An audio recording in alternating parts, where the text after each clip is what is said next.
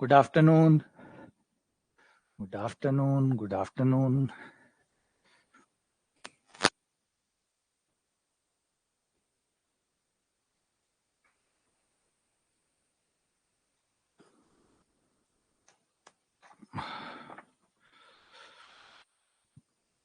Good afternoon.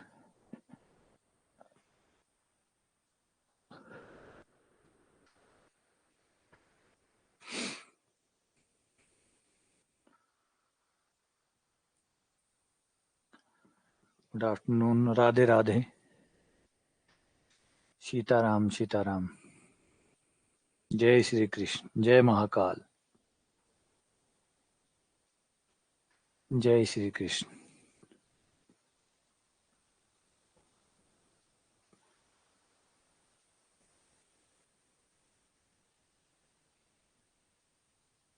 Radhe Radhe. Radhe Radhe. चलिए शुरू करते हैं. आज आगे बढ़ते हैं. कल हमने जो पढ़ा वो था हमारा 2D का निर्देशी तंत्र, है ना. हमने कल कार्तीय तंत्र को पढ़ा. अब कार्तीय तंत्र से आगे बढ़ते हैं और बढ़ते हैं बिंदु पथ की तरफ. बहुत इंपॉर्टेंट बिंदु पथ.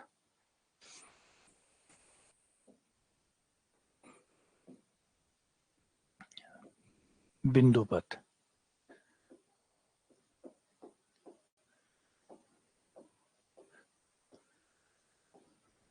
बिंदु पथ देखना बड़ा कमाल का है, क्योंकि ये जो है यही एक्चुअली में 2D की जान है. प्राण वायु यही है बिंदु पथ.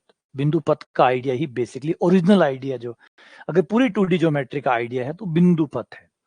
अगर आप एक सर्कल को देखें, एक वृत्त को देखें, तो कुछ चीजें गौर करें. अगर उसको बारीकी से देखें, मतलब गहराई से अगर उसको देखें, तो एक चीज आपको समझ में आएगी कि जब भी आप व्रत बनाते हैं तो कुछ बेसिक चीजों की पालना हर किसी को करनी पड़ेगी. जो भी व्रत बनाएगा, जो भी व्रत बना रहा हो, व्रत चाहे कोई भी किसी भी देश में या इस ब्रह्मांड के किसी भी हिस्से में अगर व्रत बना रहा है, वो किससे बना रहा है इससे कोई इंपॉर्टेंट चीज नहीं है. कुछ चीजें हैं जिसका उसको ध्यान रखना पड़ेगा. नंबर एक जगह है, फिक्स बिंदु है जहां पे उसे अपना प्रकार है या जो भी वो चीज इस्तेमाल करता है उसको वहां रखना होगा. उससे एक दूरी, निश्चित दूरी लेनी होगी और उस निश्चित दूरी को निश्चित बनाए रखना है. और फिर एक बिंदु को घुमाना है, और घुमाना भी इस तरीके से है कि वो दूरी चेंज ना हो, वो दूरी कम या ज्यादा ना हो जाए. कम या ज्यादा ना हो जाए. तो अगर हम इसे स्लो मोशन में देखें तो हम क्या कह रहे हैं? हम कह रहे हैं कि अगर आप व्रत बनाना चाहते हो तो एक स्थिर बिंदु आपको लेना होगा जहां पे आप अपना प्रकार रखते हैं, है ना. आज आप उसको प्रकार बोलें या कुछ और बोलें, जो भी है. कई लोग आपने देखा होगा कि जो आपके कारीगर होते हैं, जो घर में काम करते हैं, वो लोग ऐसे नहीं खींचते, वो रस्सी देते हैं, धागा लेते हैं. एक एक धागे को एक जगह कील ठोकते हैं, कील ठोक के धागा बांध देते हैं, फिर धागे के साथ इधर वाले धागे के साथ कुछ बांध देते हैं और फिर घुमाते हैं उसको ऐसे. ठीक है ना आपने. जो खासकर ये जो इनका काम करते हैं, नीचे फर्श के ऊपर काम करते हैं, घर के दीवारों पे जो गोलाई देते हैं, ये जो चीजें करते हैं, वो उनके पास प्रकार नहीं होता. प्रकार तो सिर्फ स्कूल के जो स्टूडेंट होते हैं, चौथी पांचवी वाले, छठी वाले, वही रखते हैं. बाकी प्रकार नहीं होते. लेकिन प्रकार का जरूरी भी नहीं है. प्रकार का जरूरी नहीं है. जो बेसिक आइडिया है उसको समझो कि एक बिंदु स्थिर करना है तो वो कील ठोक के स्थिर कर देते हैं. तो कील हिलनी नहीं है. कील जहां ठोक दी वो स्थिर होगी. फिर वो एक धागा ले लेते हैं, एक धागा ले लेते हैं, ये धागा ले लिया. अब उन्हें ध्यान रखना है कि धागा ढीला नहीं पड़ना चाहिए. धागा ढीला नहीं पड़ रहा है इसका मतलब दूरी बराबर है, तो धागा फिक्स कर लेते हैं. और फिर यहाँ पे वो कोई पत्थर वत्थर ऐड कर देते हैं. कोई एक पत्थर जो है कलर वाला, जिसमें जो कलर छोड़ दे, जो कलर छोड़े उसको वो वहां पे जोड़ देता है. और फिर वो उसको पकड़ के घुमाता रहता है, और घुमाते टाइम पे इस बात का ध्यान रखता है कि ये रस्सी जो है ये ढीली नहीं हो, जो धागा लगा हुआ है ये धागा ढीला ना हो. तो वो उस बिंदु को चलाता है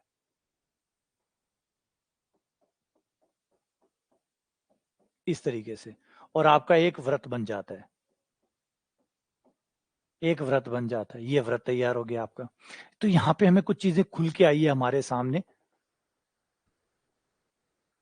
जो एक नई चीज आप सीखोगे वो ये है कि इसका मतलब जिसको आप अब तक ज्यामिति मानते थे, वो ज्यामिति नहीं है, बल्कि एक बिंदु है जो कुछ शर्तों के साथ घूम रहा है.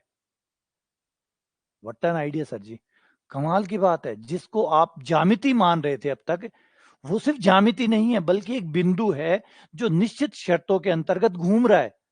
क्या शर्त है? एक स्थिर बिंदु से दूरी बराबर रखनी है और फिर घूमना है।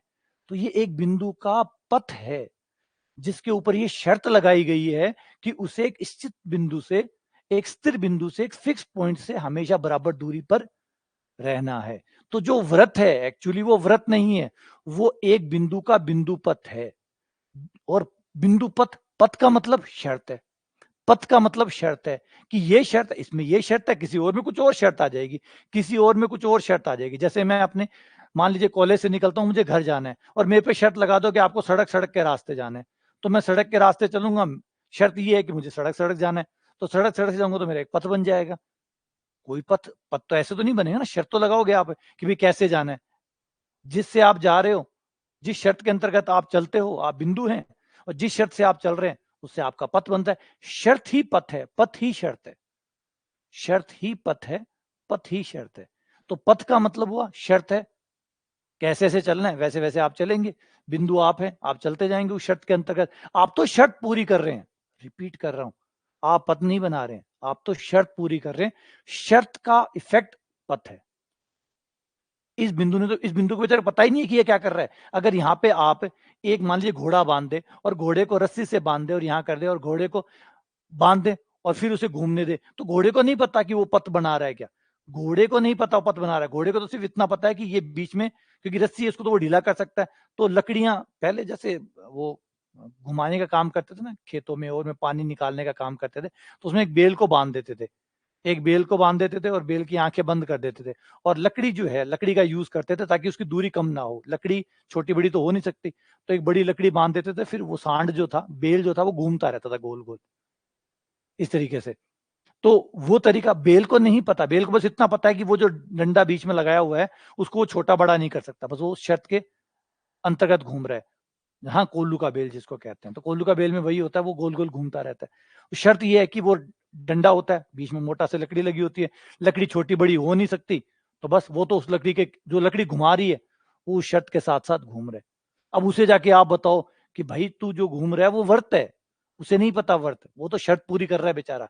जिस डंडे से बंधा हुआ है उस डंडे की जो शर्त है उस शर्त को पूरा कर रहा है। अब उस शर्त को पूरा करते उसका एक इफेक्ट ये हुआ, एक प्रभाव ये हुआ कि पथ बन गया, जिसे आप व्रत कहते हैं। उसे नहीं पता व्रत बना रहा है वो तो बेचारा अपनी शर्त पूरी कर रहा है। तो शर्त जो है, जो बिंदु यानी यहाँ पे बेल, शर्त यानी वो डंडा की एक छोटा बड़ा नहीं होना चाहिए, होता भी नहीं, डंडा छोटा बड़ा हो भी नहीं सकता। धागा तो छोटा बड़ा हो जाए, डंडे का क्या छोटा बड़ा कर ले। और आपको एक किनारे पे, आपको इस किनारे पे आपको बांधा हुआ है, इस किनारे को दीवार के साथ या किसी और चीज के साथ बांध दिया, डंडा है ये, कम छोटा हो नहीं सकता। इस किनारे पे आप बंधे हो, खुल सकते नहीं हो, और यहाँ हो तो आप कहाँ कहाँ घूम सकते हो, ऐसे ऐसे तो घूम सकते हो। तो जब ऐसे ऐसे, आप तो अपनी शर्त के अंतर्गत घूम रहे हो, और घूमने से एक पथ बन गया। शर्त थी, शर्त ने पथ बना दिया और बिंदु पथ तैयार हो गया।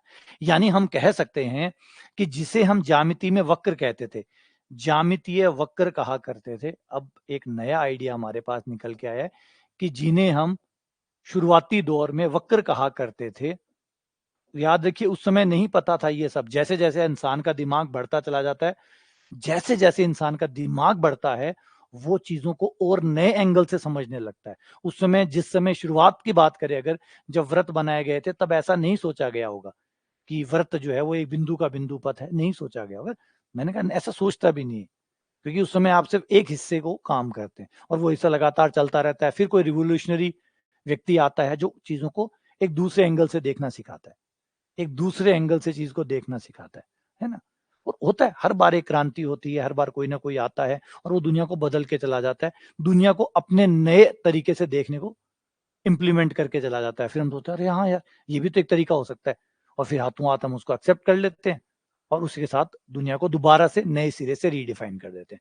तो हर बार हम इसी तरीके से रीडिफाइन होते हैं। ठीक है, तो ज्यामितीय वक्र मतलब एक बिंदु का पथ या बिंदु पथ, और बिंदु पथ यानी वक्र। जब किसी शर्त पे घुमाओगे, जब किसी भी बेल को घुमाओगे, चलेगा, जब मैं चलूंगा, बेल चले, कोई चले, पथ तो बनेगा ही बनेगा, और पथ बनेगा मतलब वक्र बनेगा। तो ज्यामितीय वक्र यानी बिंदु पथ, बिंदु पथ यानी वक्र। अब बात ही आ जाती है कि जब बिंदु पथ है तो उसमें समीकरण कहां से आ गया। आ जाओ समीकरण की भी बात कर लेते हैं। समीकरण कहां से आया, आ जाओ। एक समीकरण क्या है, एक समीकरण क्या होता है, x प्लस वाई बराबर 5, ठीक है, x प्लस वाई बराबर 5। ये क्या है, एक समीकरण क्या होता है, x प्लस वाई बराबर 5। क्या यहाँ पे हर कोई एक्स वाई चल जाएंगे, क्या कोई भी एक्स वाई यहाँ चले जाएंगे, मतलब काम आ जाएंगे, संतुष्ट कर जाएंगे? जवाब आएगा नहीं। क्यों नहीं? क्योंकि ये समीकरण एक शर्त है, समीकरण नहीं है, ये एक शर्त है। क्या शर्त है? कि आपके एक्स और वाई ऐसे ही होने चाहिए जिनका जोड़ 5 हो, जिनके जोड़ 5 हो। ऐसे एक्स वाई ही चलेंगे जिनका जोड़ 5 हो। इसका मतलब समीकरण भी एक शर्त है, समीकरण एक कंडीशन है, एक समीकरण एक शर्त है। तो शर्त है, इसका मतलब हम भी तो यहां यही कह रहे थे, एक ज्यामितीय वक्र एक पथ पे चलता है, पथ जो होती है वो बिंदु पे लगी हुई एक शर्त होती है। अगर हम बिंदु P को कार्तीय तंत्र में ले जाएं तो मैंने कल बताया था कि P का मतलब x, y है। हर P का, हर बिंदु का कोई निर्देशांक होगा, हर बिंदु का कोई निर्देशांक होगा। P बिंदु मतलब निर्देशांक, कल मैंने ये दोनों चीजें समझाई थी कि दोनों एक हो गई है। बिंदु आदिकाल में जिसे बिंदु कहा जाता था, आज हम 2D ज्योमेट्री के अंदर, कार्तीय तंत्र के अंदर उसे एक निर्देशांक कहते हैं। तो बिंदु इक्वल्स टू निर्देशांक, निर्देशांक इक्वल्स टू बिंदु। हर बिंदु का एक निर्देशांक होता है, हर निर्देशांक का एक बिंदु होता है, यानी बिंदु और निर्देशांक एक ही चीज है। हो गया? अब हो गया निर्देशांक, यानी बिंदु एक शर्त को पूरा कर रहा है, कहने का मतलब निर्देशांक शर्त को पूरा कर रहा है। शर्त का मतलब समीकरण है।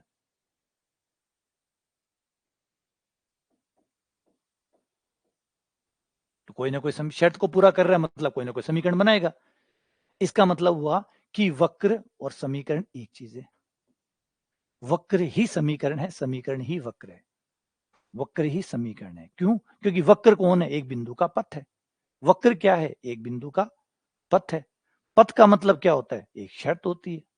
पथ बना कैसे होगा? शर्त से तो बना होगा। कैसे पता चला कि गोल गोल घूमना है या यूं यूं घूमना है? कोई शर्त रही होगी। पथ बना है मतलब शर्त रही होगी। शर्त कोई ना कोई समीकरण होती है, कुछ भी हो लेकिन समीकरण होती है। समीकरण ही वक्र है, फिर वक्र ही समीकरण है फिर। तो ये फाइनली कनेक्ट हो गया। तो बिंदु पथ कुछ नहीं है, बिंदु पथ एक बिंदु के द्वारा दी गई शर्तों की पालना करना से जो भी बनता है वो बिंदु का पथ कहलाता है। जैसे इसमें शर्त को पूरा किया, जो बना बिंदु पथ। जैसे वर्त का समीकरण बना देता हूं, देखो मान लो जो केंद्र है वो AB है, मान लो केंद्र AB है, बिंदु P XY है, बीच की दूरी फिक्स है जो कि R है। तो अब देखो ये पथ जो शर्त लगाई है वो शर्त कैसे समीकरण में कन्वर्ट होती है। देखिए शर्त क्या है? दोनों की बीच की दूरी हमेशा R रहनी चाहिए, और दोनों के बीच की दूरी का फॉर्मूला हमें पता है, वो होता है अंडर रूट x माइनस ए का स्क्वायर।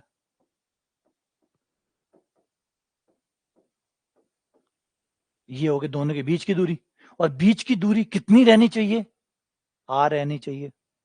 R यार बन गया। दोनों साइड वर्क करूं, ये लो, दोनों साइड वर्क करने पर ये देखो अब कमाल क्या हुआ, जो वृत्त है वो समीकरण है, जो समीकरण है वो वक्र है, वक्र ही समीकरण है, समीकरण ही वक्र है। ये कमाल की बात है। यही तो मैथ की सबसे ज्यादा इंपॉर्टेंट चीज है और सबसे रहस्यमय ताकत है कि कैसे चीजें समीकरण बन जाती है, कैसे चीजें समीकरण बन जाती है। यही चीज बहुत जबरदस्त फिजिसिस्ट जो थे उन लोगों को भी ये परेशान करता था, कैसे आप जो बोल रहे हैं वो एक समीकरण बन रहा है। मतलब इसका मतलब या तो ये है कि ये दुनिया पूरे तरीके से गणित है, पूरी तरीके से मैथमेटिक्स है। देखो मैंने यहाँ पे कुछ सोचिए, पहले अगर आप एक आदिकाल में जाके सोचिए, आप एक सर्कल बना रहे हैं, ठीक है, क्या लेना देना उसका समीकरण से? उसका क्या लेना देना समीकरण से? ठीक है 2000 साल लगे या 1000 साल लगे, 1000 साल बाद वो आपका सर्कल कन्वर्ट हो गया समीकरण के अंदर। इसका मतलब ये नहीं था कि 1000 साल लगे, 1000 साल तो हमें समझदार होने में लगे। अगर हम उस दिन भी समझदार होते तो उस दिन भी हम वर्त को समीकरण में बना लेते। सोना जो है वो प्रकृति में हमेशा से था। अब आप कहोगे कि सोना, जैसे वास्को डी गामा ने भारत को ढूंढा, इसका मतलब ये नहीं कि भारत वास्को डी गामा के आते ही उत्पन्न हो गया, इससे पहले भारत था ही नहीं। खोजने का मतलब है बाकी दुनिया को बताया कि एक देश और भी है, भारत तो वहीं था, कहीं नहीं गया था। तो इसका मतलब ये था कि जो वक्र है आपका, उसकी एक समीकरण होती है। इसके बीच का जो गैप है 1000 साल का, वो हमारी मानव सभ्यता के विकास का समय था। हम नहीं समझ पा रहे थे कि कोई इक्वेशन बन सकती है क्या। इसका मतलब नहीं इक्वेशन बन नहीं सकती थी। अगर हम उस समय इतने उन्नत होते तो अगले दिन ही बना लेते या उसी सेकंड ही बना लेते। तो कहने का अर्थ ये हुआ कि हर चीज जो हम देख पा रहे हैं, समझ पा रहे हैं, कहीं ना कहीं वो एक इक्वेशन की फॉर्म ले लेता है। कैसे ना कैसे वो एक इक्वेशन बन जाते हैं। इसी बात में सबसे बड़ा जो बॉम्बार्डिंग होती है, सबसे पहली जो सबसे कमाल की चीज थी, वो थी मैक्सवेल की इक्वेशन। मैक्सवेल की इक्वेशन को कहते हैं, जो कहा गया, वो लोगों ने उस समय काफी उसके ऊपर जो कई राइटर्स ने उसके अंदर बहुत अच्छा सा ही लिखा, equation equals to light, light equals to equation. बहुत कमाल की बात थी, सोच के लगा ये जो लाइट आ रही है ना सूर्य की, ये जो प्रकाश आ रहा है, ये कुछ और नहीं है, ये चार समीकरण है। ये जो सूर्य का प्रकाश हमारी तरफ आ रहा है, जो हमें दिखाई दे रहा है, जिससे हम पूरी दुनिया को देख पा रहे हैं, रोशन हो रही है पूरी दुनिया, वो कुछ और नहीं बल्कि चार इक्वेशन है। वो सिर्फ चार इक्वेशन है। यार हद हो गई, अजीब है। मतलब आपका प्रकाश चार समीकरण है, तो कितना अजीब लगता होगा। अब सोच के देखिए कितनी अजीब चीज लग रही है। नॉर्मल आदमी को ये समझ में ही नहीं आएगा कि इक्वेशन कितना जबरदस्त। उसे लगता है कि इक्वेशन सिर्फ गणित के अंदर है, 10वीं क्लास के अंदर मैं पढ़ रहा हूँ। कई लोग कमेंट्स भी करते हैं, कई लोग कहते भी रहते हैं कि बताओ साइन थीटा कहाँ काम आता है, बताओ कॉस थीटा कहाँ काम आता है, बताओ टेन थीटा कहाँ काम आता है। आप लोगों ने सुना होगा कि मैं गणित से टीचर से जाके पूछूंगा साइन थीटा का। उसे कैसे समझाऊं कि ये जो प्रकाश चल रहा है ये कुछ और नहीं, ये चार इक्वेशन है। आप चार इक्वेशन समझ लो, आप प्रकाश को समझ जाओगे। ये वाली जो चीज है, ये जो बेटर में है, ये जो चीजें है, ये हमें फीलिंग देती है मैथ्स के बारे में कि हम जो पढ़ रहे हैं वो इस ग्रैंड यूनिवर्स का कितना बड़ा ट्रूथ है, इस ग्रैंड यूनिवर्स का। चलिए एक बार मैथ्स को हटा लीजिए, आप बताइए प्रकाश क्या होता है। आप जो भी तरीका अपनाएंगे प्रकाश को समझाने का, मैं गारंटी लेता हूं कि वो जो चार इक्वेशन है उससे बेटर तरीके से आप नहीं समझा सकते। उससे बेहतर तरीका हो ही नहीं सकता प्रकाश को समझाने का या प्रकाश के बारे में सब कुछ बताने का। आप चार इक्वेशन बता दीजिए, बस पूरा प्रकाश समझ में आ जाएगा। तो ये है बिंदुपथ का कमाल। चलिए आगे बढ़ते हैं। अब एक एक बिंदुपथ को लेते हैं बारी बारी से, एक एक बिंदुपथ को लेते हैं। सरल रेखा लेंगे, फिर सरल रेखाओं को, पहले सरल रेखाओं को पढ़ेंगे, फिर कॉमन टाइप के जो वक्र है उन्हीं को पढ़ेंगे। ज्यादा वक्र तो बहुत सारे बन सकते हैं, लेकिन सारे तो पढ़ने की हिम्मत नहीं है। सरल रेखा पढ़ेंगे, व्रत पढ़ेंगे, दिग्वृत्त पढ़ेंगे, अति परवलय पढ़ेंगे, और कुछ बच गया, परवलय बच गया तो परवलय पढ़ेंगे। ये सब चीजें हम बारी बारी से पढ़ेंगे। सबसे पहले सरल रेखा पे आ जाते हैं। सरल रेखा,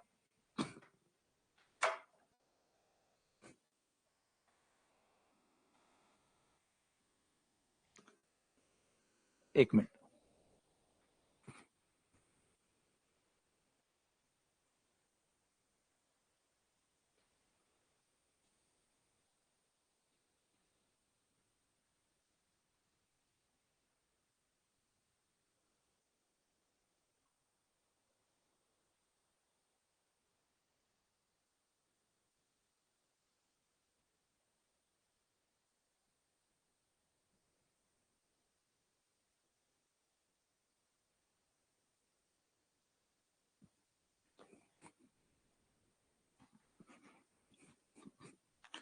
ठीक है, चलो सरल रेखा के बारे में बात करते हैं सबसे पहले।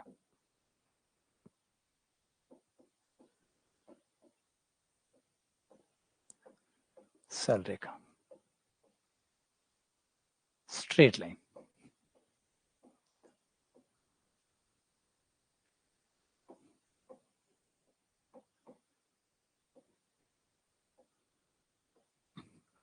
सरल रेखा, सबसे सिंपल कर्व जो है वो हम लेने वाले हैं सरल रेखा। सरल रेखा वैसे तो एकदम सिंपल परिभाषा है, लेकिन हमें इस तरीके से परिभाषित करना है,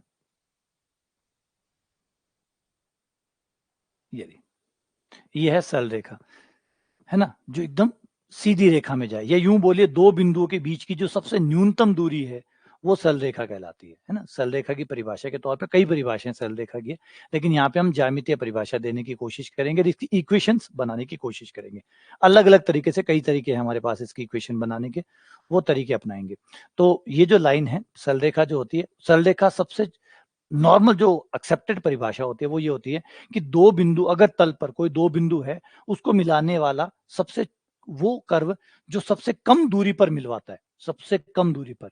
अगर आप तल पे स्थित दो बिंदु लें P और Q और उनको मिलाना हो या उन तक जाना हो, P से लेकर Q तक आपको जाना है, तो सबसे शॉर्टेस्ट डिस्टेंस अगर आप कवर करना चाहते हैं, सबसे कम, तो वह पथ जिसके जरिए आप सबसे कम दूरी तय करेंगे वो पथ सरल रेखा कहलाता है। बाकी सारे के सारे पथ आपको P से Q तक जो भी पथ पहुंचाएंगे वो सब इससे लंबे होंगे, लंबाई में सबसे छोटा कर्व आपका स्ट्रेट लाइन होगा। सिंपल परिभाषा तो ये कहती है, और ये सिंपल ही नहीं है, बहुत एक्यूरेट भी है, क्योंकि अगर हम बाकी सारे कर्व को देखें, आप यहाँ पे और बहुत सारे डिजाइन बना बना के देख सकते हैं कि P से Q तक जाने के कई तरीके हैं, है ना। अगर आप खेत में दो बिंदुओं के बीच में खड़े हो, आपका कोई दोस्त वहां खड़े है, आप यहाँ खड़े हो, और आप यहाँ से अपने दोस्त के पास जाना चाहे, तो बहुत रास्ते हैं आपके दोस्त के पास जाने के, बहुत मार्ग है आपके पास जाने के, लेकिन सबसे छोटा मार्ग जो है, सबसे सिंपल मार्ग जो है वो सबसे, जिसकी दूरी सबसे कम होगी, वो आपका सरल रेखा होगा। जिस पथ से आप जाएंगे जो सबसे कम दूरी में आपको पहुंचाएगा वो सरल रेखा होगा। तो ये सरल रेखा की परिभाषा है। अब हम सरल रेखा का समीकरण निकालने के देखेंगे। कुछ फेमस फॉर्म है जिनकी सहायता से हम निकालेंगे, लेकिन उससे पहले दो चीजें और पढ़ेंगे, उनकी सहायता से हम सरल रेखा का समीकरण निकालेंगे, जिसमें से एक वर्ड आएगा ढाल या प्रवणता। ढाल या प्रवणता, जिसका उपयोग हम सरल रेखा का समीकरण निकालने के लिए करेंगे। और दूसरा होगा अंतःखंड, अंतःखंड या सेक्शन। पहले ये दो वर्ड्स जो हैं इनको पढ़ लेते हैं, क्योंकि इनकी मदद से ही हम निकालने वाले हैं। ये स्लोप, ठीक है। पहले एक एक वर्ड पे आते हैं, एक एक चीज को देखते हैं। पहले ढाल प्रवणता को समझते हैं, अंतःखंड को पढ़ते हैं। इन दोनों की सहायता से फिर हम सरल रेखा को पढ़ेंगे। इन दोनों की मदद की जरूरत पड़ेगी सरल रेखा को परिभाषित करने में और समीकरण बनाने में। तो सबसे पहले ढाल और प्रवणता क्या होती है। जब भी आप एक सरल रेखा लेते हैं, जब भी आप एक सरल रेखा लेते हैं, तो वह सरल रेखा क्षैतिज के साथ कुछ ना कुछ कोण जरूर बनाती है। क्षैतिज के साथ कोई भी सरल रेखा आप ले लीजिए, वो क्षैतिज के साथ, क्षैतिज का मतलब ये आपका जमीन, क्षैतिज का मतलब एक्स एक्स नहीं होता है ना। कई बार लोग सोच बैठे हैं कि एक्स एक्स ही क्षैतिज है, नहीं। हर चीज जो एक्स एक्स के समांतर है वो क्षैतिज है। एक्स एक्स के समांतर हर रेखा क्षैतिज है। जैसे मेरा घर थोड़ा ऊंचा होगा तो मेरा फर्श थोड़ा और ऊंचा होगा, किसी का घर नीचा है तो उसका फर्श थोड़ा नीचा होगा, किसी का घर अगर मुझसे ज्यादा ऊंचा है तो उसका फर्श थोड़ा और ऊंचा होगा। तो ये सारे क्षैतिज ही है। तो क्षैतिज को एक लाइन मत मानिए, क्षैतिज एक लाइन नहीं है। क्षैतिज एक लाइन नहीं है, क्षैतिज एक फैमिली है लाइंस की जो एक्स एक्स के समांतर है। तो एक्स एक्स के समांतर प्रत्येक रेखा क्षैतिज कहलाती है। एक्स एक्स के समांतर ये वाला हाथ भी क्षैतिज है, ये भी क्षैतिज है, और इनके बीच में और भी सारी रेखाएं क्षैतिज है। तो जो रेखा फर्श के समांतर है वो क्षैतिज है। तो अब देख लीजिए सारे फर्श, पूरे पूरे दुनिया के जितने भी फर्श हैं, है ना, यहाँ पे जो देखेंगे वो सब समांतर है। अगर धरती फ्लैट है तो गोल होगी तो सारा खेल ही बिगड़ जाएगा। अगर हम फ्लैट, है ना, अर्थ के हिसाब से बात करें, तो मान लीजिए पूरी धरती जो फ्लैट है, फ्लैट है तो जो सारे फर्श हैं वो सब क्षैतिज है। तो क्षैतिज के साथ क्या कोण बनाती है, क्षैतिज में आप कहीं से भी एक लाइन खींच सकते हैं। ये रहा, ये रही, ये जो कोण है थीटा, इस कोण का tan में मान निकाल लीजिए, वो ढाल कहलाएगा। इसको m से दर्शाएंगे। अच्छा, ढाल का आइडिया क्या है। ढाल का आइडिया हम ये देखना चाहते हैं कि झुकाव कितना है। हिंदी शब्द जो इसके लिए यूज किया गया वो बहुत सुंदर है, झुकाव। कितना झुका हुआ है ये लाइन जो है, वो एक्स एक्स के साथ कितनी झुकी हुई है। ये जो लाइन है आपकी, जो ब्लू वाली मैंने लाइन खींची है, ये लाइन हमारे क्षैतिज के साथ कितनी झुकी हुई है, उस झुकने को नापना चाहते हैं। तो आप बोलोगे झुकने को नापने की क्या जरूरत है, बस इतना ही पता चल जाएगा झुका हुआ है। तो कम झुका हुआ है या ज्यादा झुका हुआ है, जब तक आप नंबर में कन्वर्ट नहीं करेंगे, आपको कैसे पता चलेगा कि कोई लाइन कम झुकी हुई है, कोई ज्यादा झुकी हुई है। और कम झुकी हुई है, ज्यादा झुकी हुई है, कितनी ज्यादा झुकी हुई है, कितनी कम झुकी हुई है, ये जांचने के लिए तो आपको मान चाहिए, नंबर ही चाहिए ना। जैसे एक बच्चा मेरे बच्चे से होशियार है, बात अच्छी बात है, होशियार है, लेकिन ये कैसे पता चले कि वो कितना होशियार है मेरे बेटे से, कितना गैप है मेरे बेटे में और उसमें। तो आपको नंबरों की जरूरत पड़ेगी। नंबर जो है वो आपको गैप को समझाते हैं, वरना आपको गैप समझ में नहीं आएगा। समझ रहे मेरी बातों को? अगर आप नंबरों का इस्तेमाल नहीं करें तो आप कभी भी ये नहीं समझ पाएंगे कि दोनों के बीच में खालिस्तान कितना है। वो मेरे बेटे से होशियार है, ठीक है, नंबरों में बात मत करो, तो आप कभी भी नहीं समझा सकते कि वो होशियार कितना है और मेरा बेटा उससे कितना कमजोर है। जैसे नंबरों में बात होगी तो आप ये समझ पाएंगे। जैसे इंग्लिश की बात कर ले, इंग्लिश में मेरे बेटे के मान लीजिए 80 नंबर आए और उसके 85 आए या उसके 90 आए, दोनों ही बात में आपको समझ में आ जाएगा। जब मैं 85 बोल रहा हूँ कि उसके 85 है, मेरे बेटे का 80 है, तो आपको समझ से 5 का अंतर है। लेकिन 90 है मतलब 10 का अंतर, थोड़ा अंतर बड़ा है। अगर 95 है तो अंतर और बड़ा है। तो अब आप बहुत आराम से समझ पा रहे हैं दोनों के बीच में गैप कितना है और कितनी मेहनत और करनी होगी मेरे बेटे को उसके बराबर आने के लिए। तो नंबर आपको वो गैप समझाते हैं जो बीच में है। तो इसलिए नंबर में बदलना जरूरी है। तो नंबरों में हमने कैसे बदला, कोण है, कोण का tan में मान ले लिया। tan की खास बात ये होती है कि tan कोण के साथ साथ बढ़ता है, tan कोण के साथ साथ बढ़ता है। कोण बड़ा होगा तो tan का मान भी बड़ा आएगा। कोण एकदम खत्म होगा, देखिए जीरो हुआ, tan जीरो जीरो हो गया, जीरो हो गया, है ना। तो tan का एक इस्तेमाल ये भी है। दूसरा एक कारण और भी है, वो भी अभी हम ऐड कर लेते हैं, ठीक है ना। तो tan का जो इस्तेमाल किया गया, फिलहाल तो इतना ही समझ लो एक बार तो, कि tan का इस्तेमाल इसलिए कि tan जो है वो कोण के साथ बढ़ता है। बड़ा कोण मतलब बड़ा झुकाव तो tan भी बड़ा ही देगा। तो एक नंबर में कन्वर्ट करने की स्कीम है, जस्ट सिर्फ नंबर में कन्वर्ट करने की स्कीम है। तो ये नंबर में कन्वर्ट हो जाता है, ठीक है। अगर आपको दो बिंदु पता है तो आप ढाल एक तरीके से और भी निकाल सकते हैं। ढाल जो है उसे आप एक तरीके से और भी निकाल सकते हैं, अगर आप किसी लाइन पे दो बिंदुओं को जानते हैं या उनके निर्देशांकों को जानते हैं।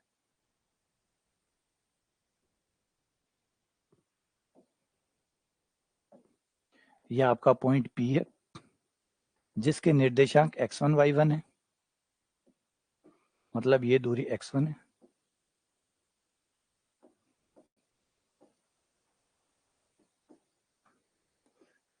ये दूसरा पॉइंट है Q,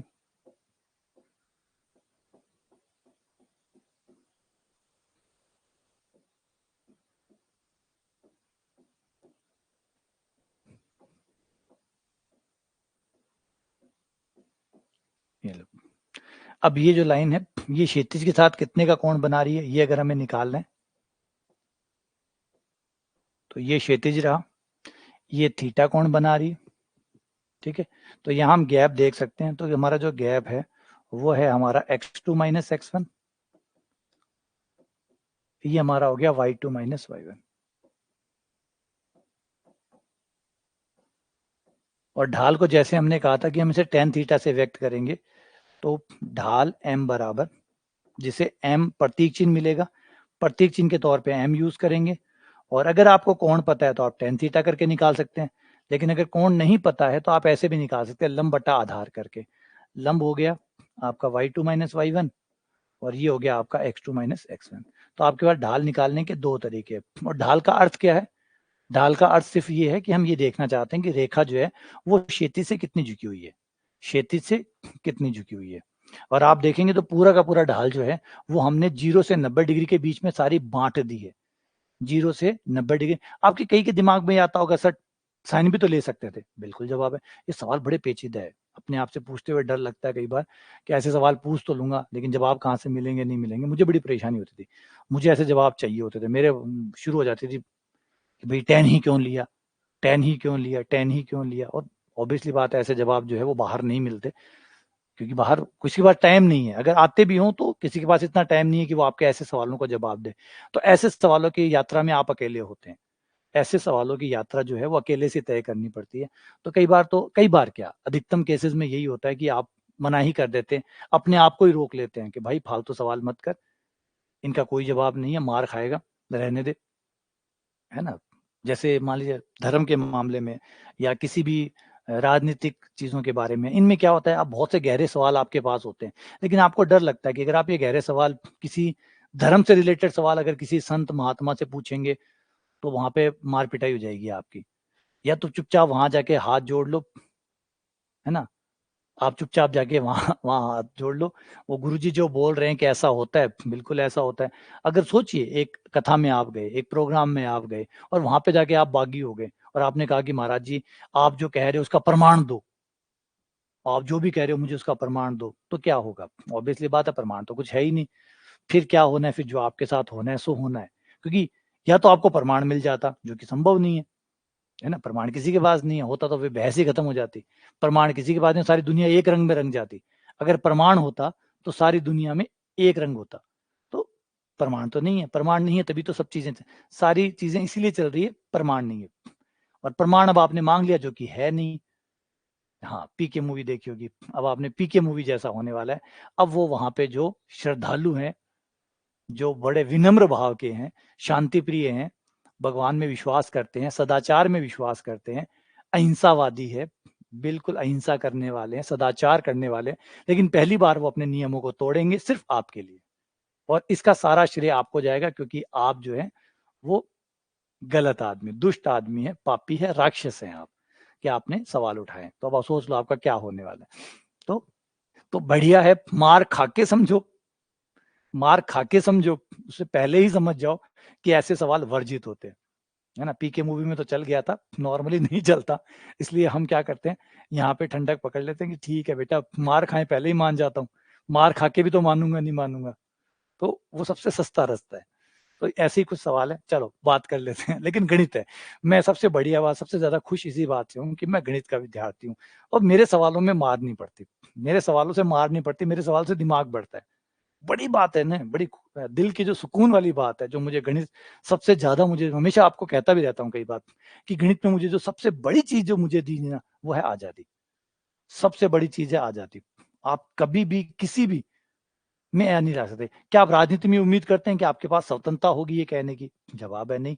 आप मान लीजिए ए पार्टी से हैं, तो ए पार्टी गलत कर रही है तो आप उसको सही ठहराना होगा, गलत कर रही है उसको सही ठहराना होगा, करना ही होगा आपको, क्योंकि आप पार्टी से जुड़े हुए हैं। पार्टी से जुड़े हुए हैं तो आपको चुपचाप सहना पड़ेगा। पार्टी जो कर रही है, जो आला कमान कर रहा है, आपको सारा दिन जय महाराज की करनी होगी, वरना तो पार्टी से निकाल दोगे। तो क्या ऐसी स्वतंत्रता है आपके पास सवाल पूछने की, जहां आप अपनी मर्जी से, अपने खुल से और जो चाहे वो पूछ सकते हैं? तो जवाब है नहीं मिलेगी। लेकिन बेहतर है कि हम गणित के विद्यार्थी हैं, यहाँ पे सवाल भरपूर पूछो, जवाब ना मिले अलग बात है, मार नहीं पड़ेगी, पक्की बात है, मार नहीं पड़ेगी। क्योंकि गणित विज्ञान ने एक तरीका यही अपनाया कि इन्होंने कभी भी सवालों को अपने विरोधी के तौर पे नहीं लिया। विज्ञान की सबसे बड़ी ताकत आज जो है वो यही है कि विज्ञान ने, गणित ने कभी भी सवाल पूछने वाले को अपना विरोधी नहीं माना। ये नहीं माना कि ये गद्दार है, या ये दुष्ट है, या ये राक्षस है, या ये काफिर है, ये नहीं माना। ये माना कि सवाल पूछ रहा है, जवाब ढूंढेंगे, रास्ता दिखा रहा है, उसको लालटेन की तरह माना गया। जब भी किसी ने सवाल पूछा तो हमने उसे एज ए लालटेन माना कि ये रोशनी दिखा रहा है हमें कि अब किस दिशा में हमें काम करने की जरूरत है। तो ये बड़ी बात है। चलो आ जाओ 10 के ऊपर आते हैं कि 10 में ऐसा क्या है। 10, देखो 10 की बड़ी कमाल की बात ये है कि 10 आपको यहां से लेकर यहां तक, 10 जब यहां हो जाएगा, कोण 90 डिग्री हो जाएगा तो अनंत हो जाएगा। यानी वो आपको ढाल जीरो से शुरू करेगा, जीरो से शुरू करेगा और यहां आते आते आपकी ढाल अनंत हो जाएगी। यानी इस इसके बीच में देखो अनंत लाइनें बन सकती है, तो हर लाइन को एक अलग अलग नंबर मिलेगा ढाल का, हर लाइन को एक अलग अलग नंबर मिलेगा। जीरो से अनंत तक कमी नहीं पड़ रही है, हर किसी को अपना एक ढाल का अलग अलग नंबर मिलने वाला है, सबको। जितनी भी लाइनें हैं, जितनी भी बीच में लाइनें खींचोगे, हर लाइन को अपना एक अलग यूनिक नंबर मिलेगा। कमाल बात तो ये। अच्छा, दूसरी बात ये कि ये काम तो साइन भी तो कर सकता था। किसी दिमाग में सर ये काम साइन भी तो कर सकता है, साइन में भी तो थीटा बढ़ने के साथ साइन थीटा भी बढ़ता है, बिल्कुल बढ़ता है। लेकिन साइन की एक बड़ी प्रॉब्लम आ जाती है 90 के बाद में। अब 10 क्या होता है, 90 के बाद में वो नेगेटिव होने लग जाता है, 90 के बाद नेगेटिव होता है, ताकि वो हमें समझा देगा कि ढाल जो है, अब ढाल जो है, ये देखिए ये है बढ़ने का क्रम, और इधर से अगर कोई ढाल आती, इधर से कोई लाइन आती, तो वो गिरती। ये देखो नीचे की तरफ आ रही है, हाशमान है। तो tan हाशमान और वर्धमान को अलग कर पाता है। देखो साइन ये नहीं कर पाता, क्योंकि साइन का मान 90 के बाद भी प्लस का रहता, यानी इस लाइन की ढाल और इस लाइन की ढाल दोनों की सेम देता, वो दोनों की सेम ढाल देता। फॉर एग्जाम्पल ये 35 डिग्री है, ये 135 डिग्री है, 45 डिग्री पे भी साइन का मान वही होता है जो 135 पे होता है। साइन का मान 45 पे भी वही होता और 135 पे भी वही होता। तो हम कभी समझ ही नहीं पाते कि ये ढाल कौन सी लाइन की है, जबकि tan में ये दोनों अंतर है। tan में tan 45 प्लस 1, tan 135 माइनस 1। तो हमें समझ में आ जाता माइनस का होने का मतलब है कि लाइन 90 के बाद वाली है, 90 के बाद वाली है मतलब माइनस वाली है, हाशमान वाली लाइन है। इधर वाली सारी आयुष्मान हो गई, इधर वाली सारी वर्धमान हो गई। तो बड़ा आराम से tan जो है वो परफेक्ट मैच कर रहा है हमारे सोच के साथ, इसलिए tan का यूज किया गया। कॉस तो हो नहीं सकता था, कॉस उल्टा चलता है, कॉस कोण के साथ घटता है। कॉस जो है, कॉस 90 के बाद में नेगेटिव हो जाता है, कॉस का ये काम तो चल जाता है, लेकिन कॉस की एक प्रॉब्लम है, कोण के साथ कोण जब बढ़ता है तो वो घटता है, तो वो कंसेप्ट में हमारी दिक्कत आ जाएगी। हमारी ढाल बढ़ रही है, कॉस का मान कम आ रहा है, उल्टा चलता फिर वो, तो कॉस को इसलिए रिजेक्ट किया गया। और tan ही बेस्ट था, दोनों में फिट हो रहा था, दोनों ही चीजों में फिट हो रहा था। कोण के साथ बढ़ता है तो बड़े कोण की बड़ी ढाल आनी चाहिए, स्वाभाविक बात है, बड़े कोण की बड़ी ढाल आनी चाहिए, सीधी सी बात है। दूसरा 90 डिग्री के बाद में वो प्लस माइनस से डिफरेंशिएट कर देता है कि लाइन 90 डिग्री के आगे वाली है या 90 डिग्री के पीछे वाली है, मतलब वर्धमान वाली है हाशमान वाली है। इसलिए tan परफेक्ट था यूज करने के लिए। ठीक है, चलो आ जाते हैं। ये होगी हमारी ढाल की कहानी। अब ढाल से आगे चलते हैं। नहीं, ये जवाब नहीं मिलते हैं, देखो ये कहीं किताबों में नहीं है ना, ये जवाब कहीं आपको स्कूलों में कॉलेजों में या टीचर से मिल जाते हैं ना। ये सवाल पहली बात तो किसी ने अभी एक काम कर लो, ये रहा आज 10 करा, ठीक है, आप जाइए किसी भी XYZ जो भी आप जानते हो पहचानते हो, किसी से पूछ के देखो कि ढाल में 10 का यूज क्यों किया, पूछ के देखना आप कभी भी। तो मैंने कहा आपको एक जवाब मिल जाएगा, नहीं। शायद अभी भी आप लोगों ने BSc की है, MSc की है, कि आपको याद है कभी आपने जानना चाहा। पहली बात तो आपने जानना नहीं चाहा, क्योंकि वही बात, जानना चाहने का मतलब उत्तर मिलना है, उत्तर मिलेगा नहीं, तो एक प्रॉब्लम तो ये हो जाती है। दूसरा ये हो जाता है कि ऐसे उत्तर हर कोई दे नहीं सकता, है ना। पहले याद करो कि हम जो लोग होते हैं वो ज्ञानी लोगों के पास क्यों जाते थे, क्योंकि हमें पता था कि ये जो सवाल जो मेरे मन में आ रहे हैं ये कोई नॉर्मल जवाब क्वेश्चन नहीं है, ये कोई नॉर्मल सवाल नहीं है, ये सवाल वही है जो इतनी गहरा सोच सकता है। ऐसे सवालों के जवाब सिर्फ उसी आदमी के पास होगा जो इतना गहरा होगा, ये सवाल नॉर्मल नहीं है, समझ रहे बात। tan थीटा ढाल बराबर tan थीटा होती है, इसका जवाब सबके पास मिल जाएगा, लेकिन tan थीटा क्यों होती है, ये किसी परीक्षा का सवाल नहीं है और ना ही किसी किताब का सवाल है और ना किसी पेपर में आएगा। तो इस सवाल को सोचना या इसका उत्तर देने वाला आदमी वो अलग टाइप का होगा, तो वो हर जगह नहीं मिलेगा। चलो आ जाओ, आगे बढ़ते हैं, आगे आ जाते हैं अंतःखंड के ऊपर।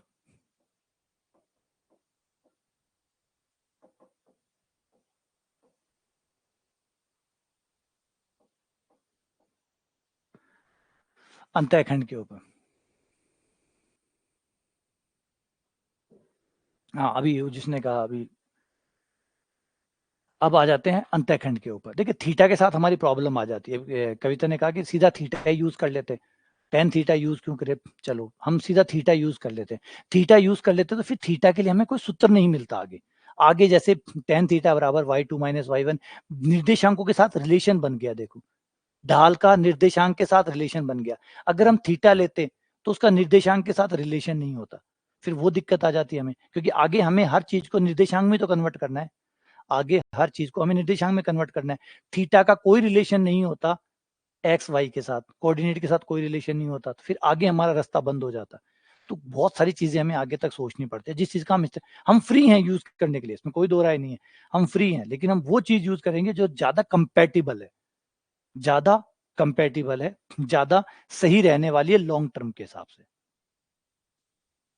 अच्छा आ जाओ अंतःखंड के ऊपर। अंतःखंड क्या होता है, अगर आपकी लाइन, अगर आपकी रेखा कुछ इस प्रकार से जाती है ना, इस प्रकार से जा रही है कि वो एक्स और वाई दोनों काट रही है, हो सकता है खाली एक्स को भी काटे, कोई दिक्कत नहीं, खाली एक्स को काटे खाली वाई को काटे, और एक्स वाई काटनी तो पड़ेगी, एक को तो काटना ही पड़ेगा, है ना। एक को काटे बिना, किसी को भी काटे एटलीस्ट एक को तो पक्का ही काटना पड़ेगा। ऐसा तो नहीं हो सकता कि एक को भी ना काटे। भाई एक्स एक्स के समांतर हो गई तो चलो खाली वाई एक्स को काट देगी, वाई एक्स के समांतर होगी तो खाली एक्स एक्स को काट देगी, तिरछी होगी तो एक्स एक्स और वाई एक्स दोनों को काट देगी। तो एटलीस्ट एक को तो काटना ही पड़ेगा, एटलीस्ट एक को तो काटना ही पड़ेगा। ऐसा तो हो नहीं सकता कि लाइन ऐसे से घूम ले, यहाँ पे चक्कर काट ले, लाइन ऐसे तो नहीं हो सकती, लाइन ऐसे तो नहीं हो सकती। कैसी बना के देख लो, एक तो कटेगा, चाहे एक्स एक्स कटे, चाहे वाई एक्स कटे, चाहे दोनों कटे, कटेंगे तो सही ना। तो अगर एक्स एक्स और वाई एक्स दोनों को काट रही है, अगर दोनों को काट रही है तो मूल बिंदु से जितना एक्स एक्स को काटती है उसे एक्स एक्स पे काटा गया अंतःखंड कहते हैं, जितना वाई एक्स पे काटती है उसको वाई एक्स पे काटा गया अंतःखंड कहते हैं। और याद रखिएगा पॉजिटिव नेगेटिव ये कोई दूरियां नहीं है, ये अंतःखंड है। अंतःखंड पॉजिटिव नेगेटिव जैसे होंगे वैसे के वैसे चिन्ह सहित लेने, चिन्ह सहित लेने, ये कोई दूरियां नहीं है, अंतःखंड है, खंड है, टुकड़े। अगर इधर काटता तो माइनस में लेते, नीचे काटता तो बी माइनस का लेते, तो माइनस प्लस चिन्ह सहित लेने हैं, ये अंतःखंड है। अच्छा कोई ये सोचे कि केवल एक्स एक्स को काटे वाई को ना काटे तो, या खाली वाई को काटे एक्स को ना काटे तो मत काटो, कोई बात नहीं, कोई बात नहीं। अब ये ले लो, ये लाइन जो है ये वाई एक्स को तो काट रही है, तो वाई एक्स पे काटता गया अंतःखंड बी हो गया, और एक्स एक्स को नहीं काट रही, तो जो नहीं काट रही उसको अनंत ले लो, कोई काट नहीं रही। तो हम जो हमारी समांतर रेखाओं वाला जो यूक्लिड का पोस्टुलेट नंबर 5 है उसका इस्तेमाल कर रहे हैं। हम ये मान रहे हैं कि यार अनंत पे काटेंगे, जो कहीं नहीं काटते वो अनंत पे काटते हैं। पोस्टुलेट ही तो कहते हैं ना, अभिग्रहित ही कहता है पायलट का, कि समांतर रेखाएं एक दूसरे को अनंत पे जाके काटती हैं। अनंत पे काटती है तो ए का मान कितना हो जाएगा, अनंत हो जाएगा। तो वाई एक्स को काट रही है वो बी हो गया, वाई एक्स काटेगा बी हो गया, और एक्स एक्स को अनंत पे जाके काटेगी, कहीं नहीं काट रही मतलब अनंत पे काटेगी, तो ए का मान अनंत हो गया। या फिर ये वाला ले लें,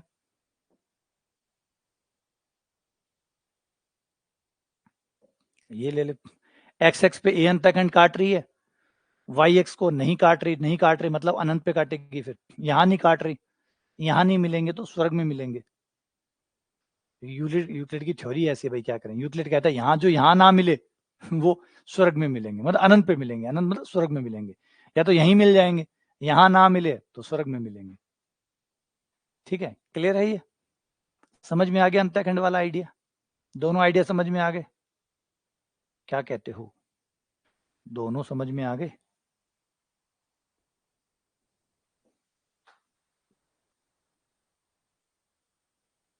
ठीक है, हाँ ना करते रहा करो यार, हाँ ना करते रहा करो।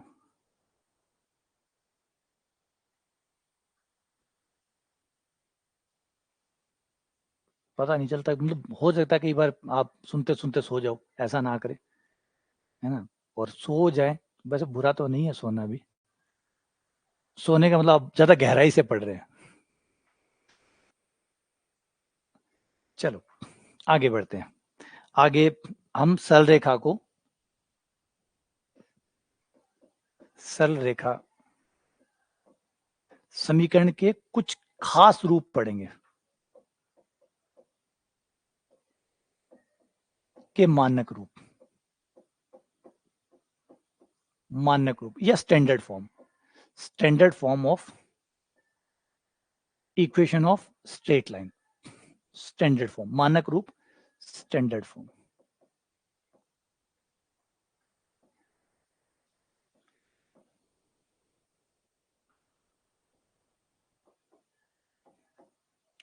क्योंकि एक्चुअली क्या होता है कि मतलब आपके रिप्लाई नहीं आती तो इसके दो मायने निकलते हैं। एक तो ये निकलता है कि मैंने इतना गहरा पढ़ा दिया कि आप लोग गुम से हो गए, है ना, या तो मैंने इतना गहरा पढ़ा दिया कि आप लोग गुम से हो गए, एकदम ही परमार्थ की तरफ चले गए, एकदम ही अलग ही दुनिया में चले गए। एक ये होता है कि इतने बोर हो गए, इतने बोर हो गए, तो दो नेगेटिव, हाँ हुआ तो कुछ ऐसा ही है। अगर मतलब आपने स्थिति खो दी है, इतना गलत, ज्यादा इतना बुरा तरीके से समझ में आया कि एकदम ही साफ हो गया, एकदम कहाँ पहुंच गए। एक ये हुआ कि इतना आनंद आ रहा है कि सब कुछ खो बैठे। तो हम वापस आते हैं स्टैंडर्ड फॉर्म की तरफ आते हैं। स्टैंडर्ड फॉर्म जो है, मानक रूप जो है, उसमें से पहला मानक रूप आता है हमारा अंतःखंड रूप,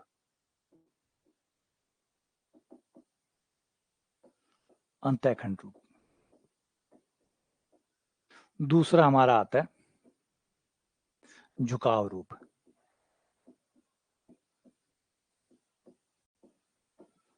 अंतःखंड रूप या सेक्शन फॉर्म। हम नहीं जवाब नहीं देते ना, तो वो ऐसे क्या है, नॉर्मल लगता है कि कहाँ चले गए सब, सब कहाँ चले गए, सब ठीक तो है ना, है ना? क्योंकि मैं देखो जो पढ़ा रहा है उसको तो ऐसे लग रहा है मैं तो अपने हिसाब से पढ़ा रहा हूँ। अब आप लोग अगर रिप्लाई नहीं करते तो मुझे ऐसा लगता है कि शायद क्या हो गया, क्या पढ़ा दिया ऐसा कि मतलब सब एकदम शांत हो गए। तो अगला होता है झुकाव रूप, तीसरा होता है लंब रूप।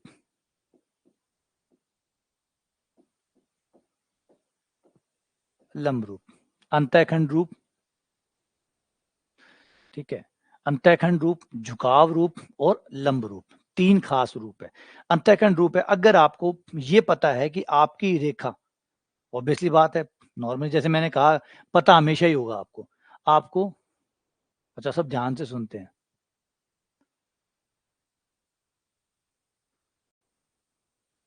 अच्छा तब ठीक है, हाँ ठीक है, तब बढ़िया। तो हम आ जाते हैं तीन पे, अंतःखंड रूप, झुकाव रूप और लंब रूप। अगर आपको ये पता है कि आपकी रेखा जो है, जिस रेखा का आप समीकरण निकालना चाहते हैं, वो रेखा कितने अंतःखंड काटती है, और याद हो अंतःखंड तो हमेशा ही होंगे चाहे अनंत ही क्यों ना हो, अनंत अंतःखंड तो हमेशा ही होंगे, है ना? ये चीज कभी भी आप रेखा से अलग नहीं कर सकते। कुछ चीजें ऐसी है जो आप रेखा से कभी अलग नहीं कर सकते। रेखाखंड सदैव होंगे, सदैव सदैव सदैव होंगे। क्यों? जैसे मैंने बताया, या तो एक ए होगा, एक तो पक्का ही होगा, दूसरा अनंत हो सकता है, बस, या तो दोनों ही होंगे, या एक तो पक्का ही होगा और दूसरा अनंत हो जाएगा। तो अंतःखंड ना हो ऐसा कभी नहीं हो सकता, कभी भी ऐसा नहीं हो सकता कि आपकी सरल रेखा के अंतःखंड ना हो। तो हाँ, ये बात अलग है कि आपको पता है या नहीं पता है। तो सरल रेखा का समीकरण हो जाता है x बटा ए प्लस वाई बटा बी बराबर 1, अगर आपको अंतःखंड पता है तो। अंतःखंड पता है तो आप ये वाला तरीका यूज कर सकते हैं समीकरण निकालने में। दूसरा, सेकंड वाला, अगर आपको ये पता है, आपको अंतःखंड नहीं पता, देखो अंतःखंड है, पता नहीं है वो एक अलग बात है, अंतःखंड हमेशा होते हैं, अंतःखंड हमेशा होते हैं, वो एक अलग बात है कि हमें पता नहीं है। चलिए, अंतःखंड नहीं पता कोई बात नहीं, आपको ये पता है कि आपकी रेखा की ढाल कितनी है,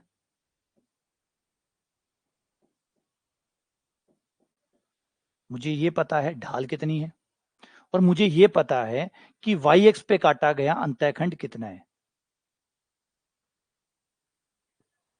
मुझे ये दो बातें पता है, मुझे ये पता है ढाल कितनी है, मुझे ये पता है कि वाई एक्स पे कितना अंतःखंड काट रही है। अगर ये दो बातें पता है तो कोई बात नहीं, तब भी रेखा का समीकरण निकाला जा सकता है।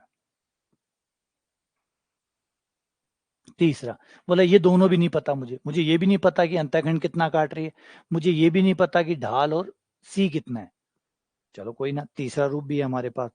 थर्ड रूप ये कहता है कि मान लो आपको ये नहीं पता, कोई बात नहीं, क्या आपको ये पता है कि वो जो रेखा है जिसका आप समीकरण निकाल रहे हैं, उसके ऊपर मूल बिंदु से डाला गया लंब, मूल बिंदु से डाला गया लंब कितनी लंबाई का है, प्लस वो लंब कितने का कोण बनाता है। क्या आपको ये दो पता है? आपको उस रेखा से जुड़ी ये जानकारी है कि मूल बिंदु से अगर लंब डाला जाए तो वो कितना होगा, और वो कोण कितने का बनाता है। जवाब हाँ है तो इससे समीकरण निकाल सकते हो।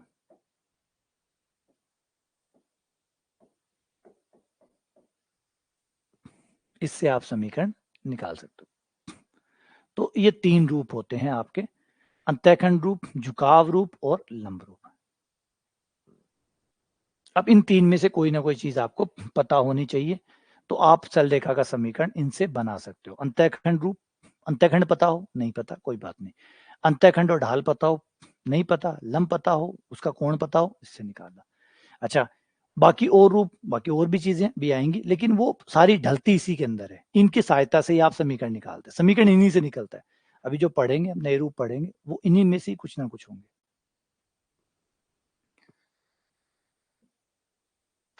नेक्स्ट वन,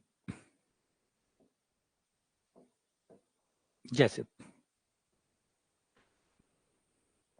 मान लीजिए एक अन्य चीजें पढ़ते हैं कि मान लो ये चीजें, आप ये तीनों चीजें नहीं पता, इन तीनों चीजों के अलावा आपको कुछ और पता है तो आप इन तरीकों में से कोई तरीका बना सकते हो। इन तरीकों में से जैसे एक केस होता है जिसमें एक बिंदु पता है आपको, एक बिंदु और ढाल पता है।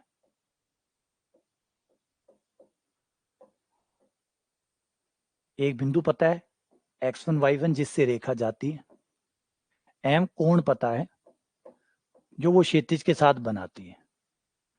कोई बात नहीं, तब भी आप रेखा का समीकरण ज्ञात कर सकते हैं। ठीक है, इन्हीं फॉर्मूलों से, जो भी फॉर्मूले मैंने बताए हैं उन्हीं से आप ज्ञात कर सकते हैं। कैसे? देखो, कोण आपको पता है, कोण पता है तो आपको ढाल पता चल गई, तो m आ गया। ये लो, m का मान आ गया। ठीक है, अब बिंदु पता है, बिंदु से आपका c का मान आ जाएगा। कैसे? तो मान लेंगे, माना रेखा का समीकरण,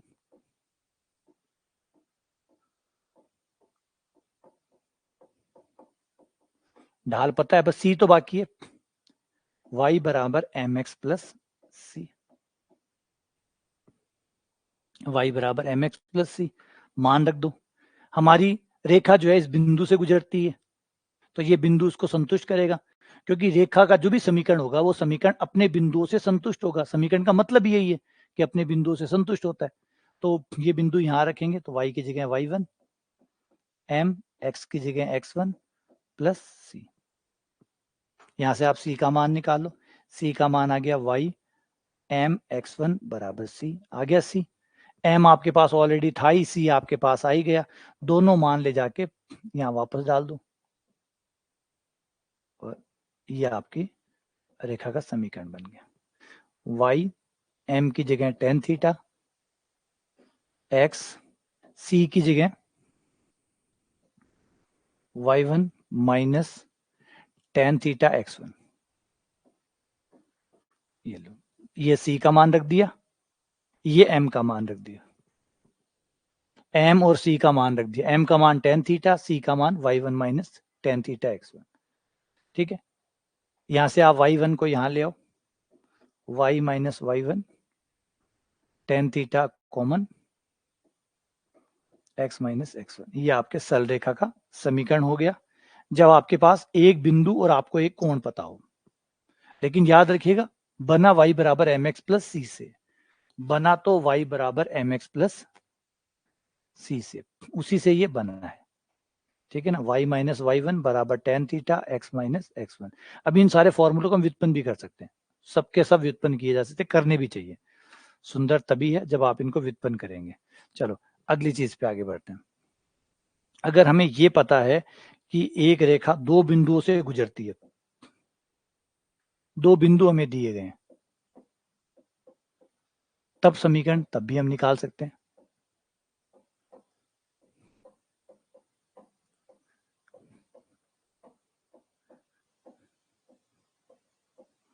इस बार तो ज्यादा दिक्कत भी नहीं आएगी, क्योंकि एक बिंदु से गुजरती है ये तो निकाल ही चुके। इस बार ढाल की प्रॉब्लम आएगी क्योंकि ढाल नहीं दिया, लेकिन कोई बात नहीं, ढाल का फॉर्मूला है हमारे पास। जब दो बिंदु दिए गए हों तो ढाल जो है वो आ जाती है y2 माइनस y1 बटा x2 माइनस x1, यही tan थीटा होती है, यही आपका tan थीटा होता है। और अभी हमने जस्ट पीछे वाले जो व्युत्पन्न किया है उसी का इस्तेमाल कर लेते हैं। जब हमारे पास ढाल हो और एक बिंदु हो, तो एक बिंदु तो हमारे पास है, अच्छा एक नहीं, हमारे पास तो दो है, हमारे पास तो दो है, एक नहीं दो है हमारे पास। हाँ, m की जगह हम ये यूज कर लेंगे, m की जगह ये आ जाएगा, तो y minus y1 y2 minus y1 बट्टा x2 माइनस x1, ये आपका सरल रेखा का समीकरण आ गया। तो दो बिंदु से गुजरने वाली सरल रेखा का समीकरण आप ऐसे निकाल लेंगे। अब हमने जितने भी रूप पढ़े हैं, इस रूप में एक चीज कॉमन देखी है कि चाहे सरल रेखा का समीकरण कोई भी हो, कैसा भी क्यों ना हो, x पे एक पावर आती है, y पे एक पावर आती है और एक अचर पद आता है। यानी आपका हमेशा रेखा का समीकरण एक रेखिक समीकरण होगा। रेखा का समीकरण सदैव एक रेखिक समीकरण होगा। सरल रेखा के समीकरण का मानक रूप,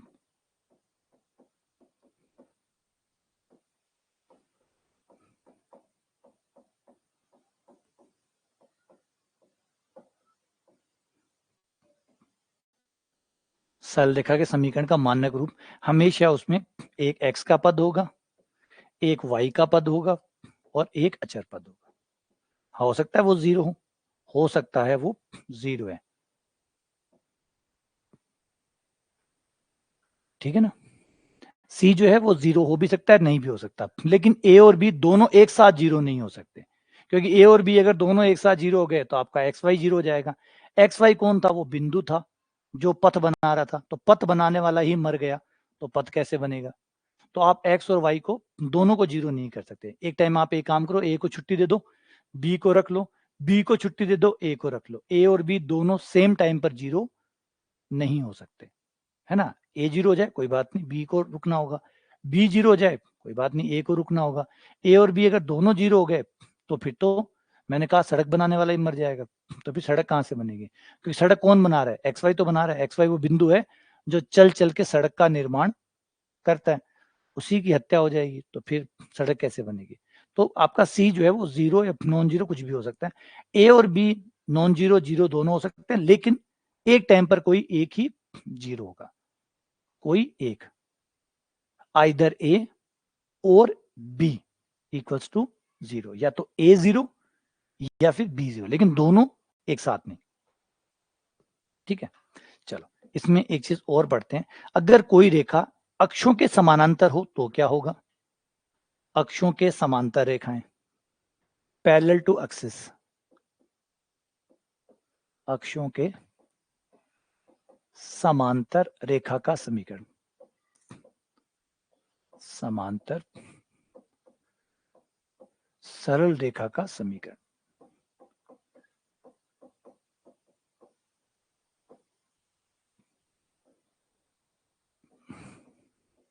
अक्षों के समांतर सरल रेखा का समीकरण, सरल रेखा का समीकरण जो अक्षों के समांतर हो, एक्स एक्स के समांतर हो या वाई एक्स के समांतर हो, दो चीज यहां ले सकते हैं।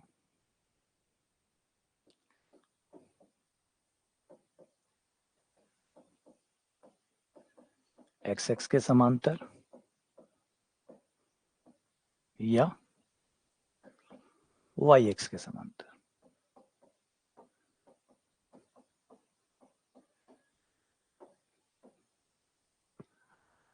तो एक्स एक्स के समांतर होगी तो आपकी लाइन कुछ ऐसी दिखाई देगी। जब कोई एक्स एक्स के समांतर होगी तो वो लाइन ऐसे जाएगी, ठीक है, ऐसे जाएगी। तो ऐसे जाएगी तो कहीं तो वाई को काटेगी, वाई को जो काटेगी वाई पे अंतःखंड बी हो गया, जितना भी काट रही है वो बी हो गया। एक्स को काट नहीं रही तो एक्स कितना हो गया? अनंत हो गया। एक्स एक्स को नहीं काट रहे, नहीं काट रहे, जैसे मैंने बताया यहाँ नहीं काटे तो अनंत पे काटेगी, तो ए अनंत हो गया। हमारा अंतःखंड रूप लग जाएगा। अब हमें अंतःखंड पता है तो अंतःखंड लग जाएगा। ए का मान अनंत, बी का मान बी बराबर 1। एक्स में अनंत का भाग देंगे तो ये 0 हो जाएगा, ये 0 हो गया, तो ये आपके पास आ गया y बटा बी बराबर 1। तो y बराबर बी। अब कैसे बना ये तो आपने सीख लिया, अगली बार से आप सीधा ही लिख देना y बराबर बी। जब कोई लाइन एक्स एक्स के समांतर हो तो उसका समीकरण y बराबर बी होता है। बी का मतलब वो जितना काट रही है, जहां से वो गुजर रही है y बी। ऐसे ही आप वाई एक्स के समांतर लें तो ऐसे ही हमारी लाइन वाई एक्स के समांतर हो तो एक्स एक्स पे काटा गया अंतःखंड तो होगा, लेकिन वाई एक्स पे काटा गया अंतःखंड नहीं होगा, क्योंकि वाई को यहाँ नहीं काट रही है, यहाँ नहीं काट रही है तो स्वर्ग में काटेगी, तो बी का मान अनंत होगा। तो इस बार आपका समीकरण आ जाएगा एक्स बटा 1 प्लस वाई बटा अनंत एक्स बटा ए। तो ये लो, अगर कोई लाइन एक्स एक्स के समांतर है तो समीकरण ए वाई एक्स के समांतर है, उल्टा चल रहा है ना, एक्स एक्स के समांतर है तो समीकरण होता है y बराबर बी, और वाई एक्स के समांतर है तो x बराबर ए कितना है जहां से वो काट रहा है वो ए हो गया, तो ये आपके समांतर होगी, ठीक है, समझ में आई बात। अच्छा एक चीज और, एक ही रेखा में सब चीजें होती है, कहीं ये कंफ्यूजन मत ले लेना कि एम सी अल्फा ये सब होते, एक ही लाइन के अंदर सब मिलेगा आपको, एक ही लाइन के अंदर, बस ज्ञानता अज्ञानता का फर्क है। कई बार जैसे इस केस में मुझे ए और बी पता था लेकिन इसका मतलब ये नहीं कि इस रेखा की कोई ढाल नहीं है, बिल्कुल हर रेखा की ढाल होगी, एम और सी भी होंगे। हर रेखा के अंदर ए भी होता है, बी भी होता है, एम भी होता है, सी भी होता है। सी तो बी एक ही बात है, सी और बी तो एक ही बात है, क्योंकि सी किसे बोल रहे हो आप, जहां रेखा वाई एक्स को काट रही है उसी को तो सी कहते हैं, उसी को बी कहते हैं। तो बी और सी तो एक ही बात होगी। तो ए हो गया, बी हो गया, एम हो गया, अल्फा बिल्कुल अल्फा भी होगा।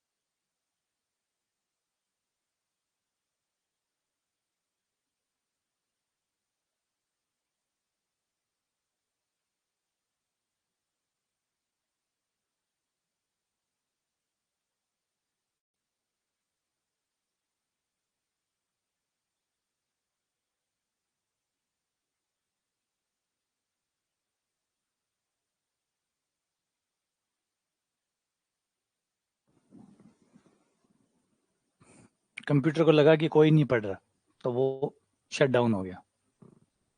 यही होता है, देख तभी कहता हूँ थोड़ा सा एक्टिव रहा करो, है ना, थोड़े से एक्टिव रहा करो, ताकि कंप्यूटर को भी ना रहे, कंप्यूटर को भी ये लगा कि मतलब लगता है सब सो गए, चलो बंद हो जाते हैं, तो ऑटो टर्न ऑफ हो गया ये भी।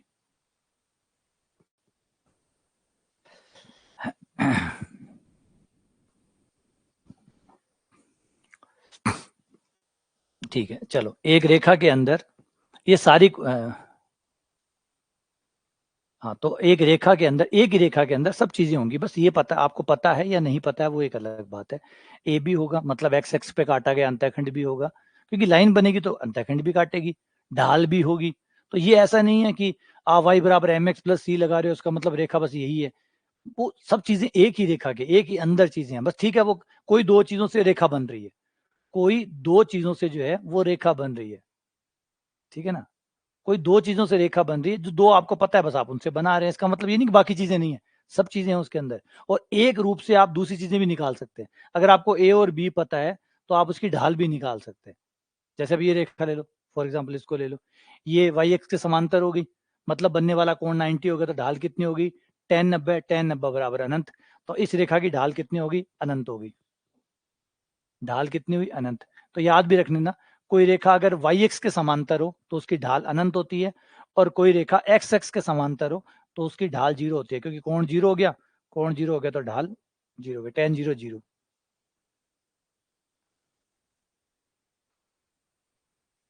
ठीक है ना। तो ये ढाल है, तो हर चीज एक ही लाइन के अंदर सब कुछ है, ए भी है, बी भी है, एम भी है, सी भी है, पी भी है, अल्फा भी है। अब पी और अल्फा देखना चाहते हो तो ये रहा, पी और अल्फा देखना चाहते हो तो ये रहा। ये मूल बिंदु से रेखा पर डाला गया लंब, यही तो लंब है, यही तो लंब है, ये रहा मूल बिंदु, ये डाला गया लंब, तो पी बराबर कितना हो गया, ए। इस केस में पी ए के बराबर हो गया। अच्छा, अल्फा लंब द्वारा बनाया गया कोण अल्फा कहलाता है, अल्फा 0 है। तो एक में ही सब कुछ होता है, एक में ही सारी चीजें होती है, याद रखिएगा, लाइन में ही सब चीज होती है, अल्फा भी है, पी भी है, ए भी है, बी भी है, एम भी है, सी भी है, ये अलग अलग नहीं है। अब ये सोचो, है ना, तो हम जैसे हमारे शरीर के अंदर ही लंग्स भी है, किडनियां भी है, ये सब चीजें, हार्ट भी है, ब्रेन भी है, सब चीजें एक ही है। हाँ ठीक है, अभी हम ब्रेन का इस्तेमाल कर रहे हैं, या हम पैरों का इस्तेमाल कर रहे हैं, हाथों का इस्तेमाल कर रहे हैं, इसका मतलब नहीं बाकी बॉडी काम नहीं कर रही, बाकी बॉडी में वो सब चीजें। तो एक ही लाइन की चीजें हैं ये। चलो आ जाओ, अब इन पे सवाल कर लेते हैं थोड़ा सा, ताकि थ्योरी जो है वो ठीक से बैठ जाए। पहले क्वेश्चन पे आते हैं।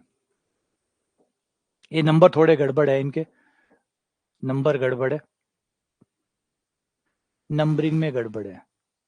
अल्फा है लंब के द्वारा बनाया गया कोण, मूल बिंदु से डाला गया लंब। जब आप मूल बिंदु से रेखा पर लंब डालेंगे, जब आप मूल बिंदु से रेखा के ऊपर लंब डालेंगे, तो वो जो लंब है, वो जो कोण बनाता है, वो अल्फा कहलाता है। तो अल्फा जो है उस लंब का कोण है। और आप एक रूप से दूसरे रूप को चेंज कर सकते हैं, अभी हम करेंगे भी आगे। एक रूप से अन्य रूप बनाए जा सकते हैं, क्योंकि सारे एक रूप के अंदर ही है। चलो, इनकी थोड़ी नंबरिंग गड़बड़ है। आ जाओ। एक बिंदु है जिसके निर्देशांक a0 है, बी एक बिंदु है जिसके निर्देशांक -a0 है। ये दोनों बिंदु स्थिर है। एक बिंदु P है जो बिंदु पथ बना रहा है, मतलब चर बिंदु है।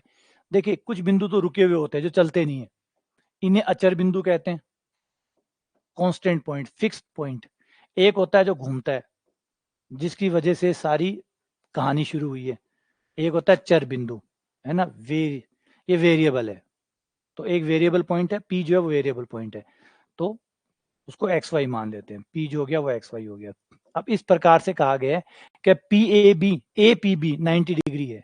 मतलब जहां भी आपका A पॉइंट है, सपोज करो ये ले लेते हैं A पॉइंट, कोऑर्डिनेट इसको A0 बताया गया, ये A0 है। फिर ये आपका P पॉइंट हो गया जो कि XY है। फिर आपका B पॉइंट हो गया जो कि -A0 है। ये 90 डिग्री का एंगल है दोनों के बीच में। अगर 90 डिग्री का एंगल है तो निश्चित तौर पर ये त्रिभुज एक समकोण त्रिभुज होगा, है ना। तो समकोण त्रिभुज वाली जो शर्त है वो हम यहाँ पे यूज कर लेंगे।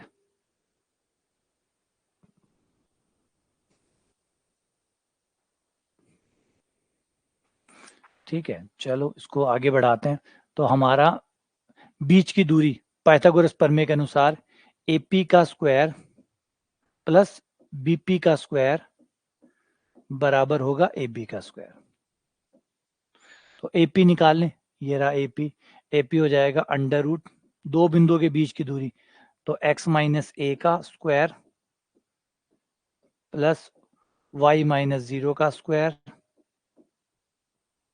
और फिर AP का स्क्वायर। ऐसे BP निकाल लो, BP हो जाएगा under root x plus a का स्क्वायर y माइनस 0 का स्क्वायर AB।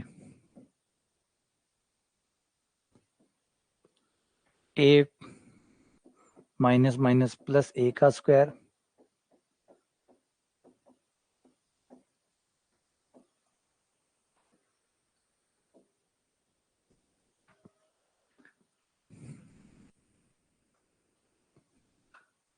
ठीक है। और ये हो गया आपका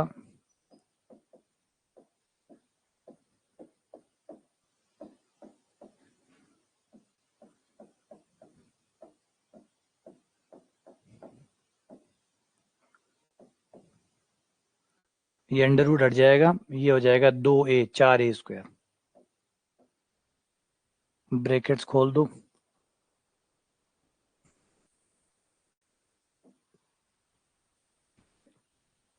x square plus a square minus 2ax plus y square, हाँ, plus x square plus a square plus 2x plus y square, और बराबर में इस तरफ है हमारा 4a स्क्वायर। 2ax कैंसिल, और 2x स्क्वायर हो गया, 2 ही y स्क्वायर हो गया, और 4a स्क्वायर में से 2a स्क्वायर गया, 2a स्क्वायर हो गया। 2 काट दो, x square plus y square बराबर आ गया a स्क्वायर। ये हमारा बिंदु पता आया। तो C हमारा आंसर हो गया x square plus y square equal to a square. ठीक है ना, तो ये हमारा आंसर हो गया। पर ये कोई गलत नहीं है। अगर आप गौर करो कि ये, आप सोचोगे कि ये व्रत का समीकरण कहाँ से आ गया, तो व्रत का एक शर्त ये भी है, देखो बड़ी प्यारी बात है ये, कि व्रत को भी अब हम एक और एंगल से भी देख सकते हैं कि व्रत तब भी बनता है जब दो स्थिर बिंदु से एक बिंदु इस प्रकार से गमन करे कि वो हमेशा 90 डिग्री का कोण बनाए। अर्धव्रत का कोण समकोण होता है, व्रत के अंदर अर्धव्रत का कोण समकोण होता है, यानी व्यास के सिरे अगर किसी बिंदु पे 90 डिग्री कोण बनाते हैं और 90 डिग्री कोण बना रहे, तो वो जिस पथ पे चलेगा वो एक सर्किल होगा। तो ये भी सच है। वर्त की परिभाषा एक और बन गई, फिर वर्त की ये भी परिभाषा है, और ये हमने किसने बताई, समीकरण ने बताई कि ये भी परिभाषा है, ये भी वर्त ही है। ए भी व्यास हो गया, ये आपका व्यास हो गया, ये 90 हो गया, और पी जब घूमेगा ना तो व्रत बनाएगा।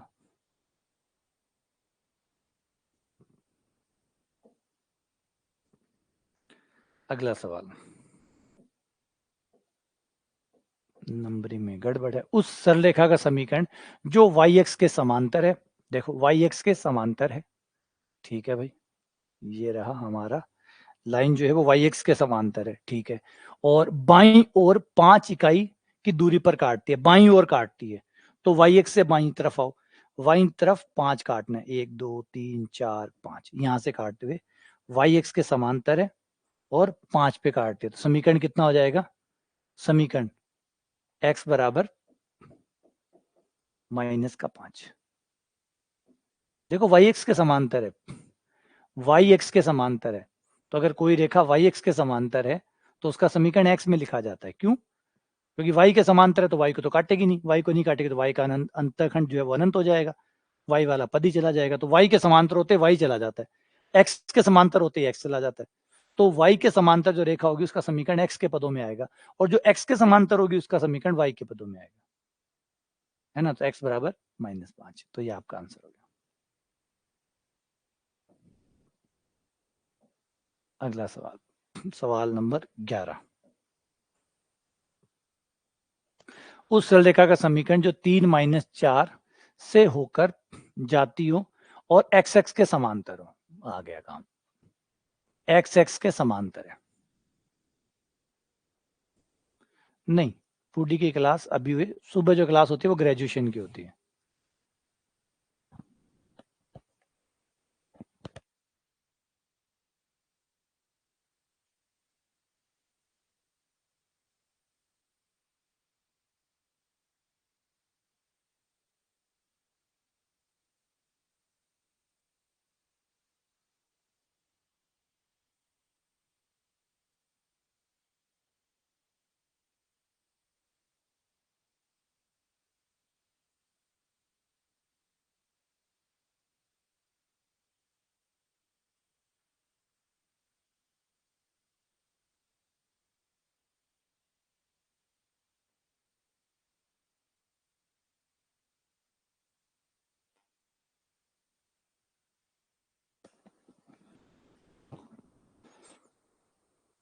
अच्छा, एक्स एक्स के समांतर है, इसका मतलब समीकरण y में होगा, एक्स एक्स के समांतर है मतलब समीकरण y में होगा, तो ये हो गया -4, तो समीकरण हो गया y बराबर -4,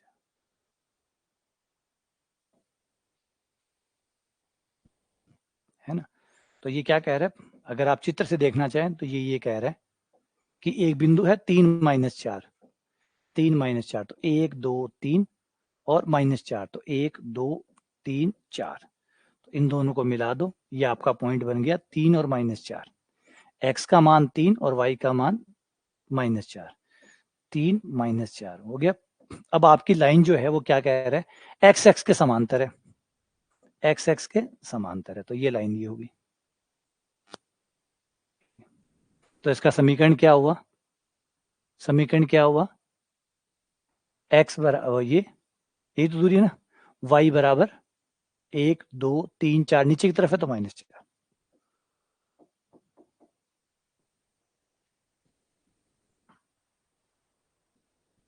हाँ y बराबर 0 एक इक्वेशन है, y बराबर 0 एक इक्वेशन का नाम है, लेकिन याद रखिएगा आप सही बोल रहे हैं गलत बोल रहे हैं वो डिपेंड करता है आप किस कॉन्टेक्स्ट में बोल रहे हैं। कॉन्टेक्स्ट का मतलब है आपका आगे पीछे को पहले देखना होगा, सही या गलत को पहचानने से पहले आगे और पीछे दोनों चीजों को पढ़ना होगा, तब आपका अर्थ समझ में आएगा कि आप जो कहना चाहते हैं वो क्या है। y बराबर 0, अगर आप बीजगणित में बात कर रहे हैं तो y बराबर 0 का अर्थ हुआ कि y कोई अज्ञात राशि है और वो 0 के बराबर है। जब y बराबर 0 को आप ज्योमेट्री में पूछते हैं कि ज्योमेट्री में सर y बराबर 0 क्या होगा, तो वो एक रेखा है। तो मुझे पहले आगे पीछे वाले वर्ड पूरे करने पड़ेंगे कि अलजेब्रा में y बराबर 0 क्या है। अलजेब्रा में y बराबर 0, y एक अज्ञात राशि है और उसका मान 0 है। और यही बात अगर ज्योमेट्री में पूछा जाए कि y बराबर 0 क्या है, तो ज्योमेट्री में y बराबर 0 का मतलब है एक लाइन है जो एक्स एक्स के समांतर है, या यूं बोलिए y बराबर 0 खुद एक्स एक्स ही है, तो ये एक्स एक्स का समीकरण है जो कि रेखा है। अगला क्वेश्चन, वाई एक्स की प्रवणता कितनी है। वाई एक्स की प्रवणता होती है अनंत, एक्स एक्स की होती है 0, है ना, एक्स एक्स की 0 और वाई एक्स की अनंत। अगला सवाल,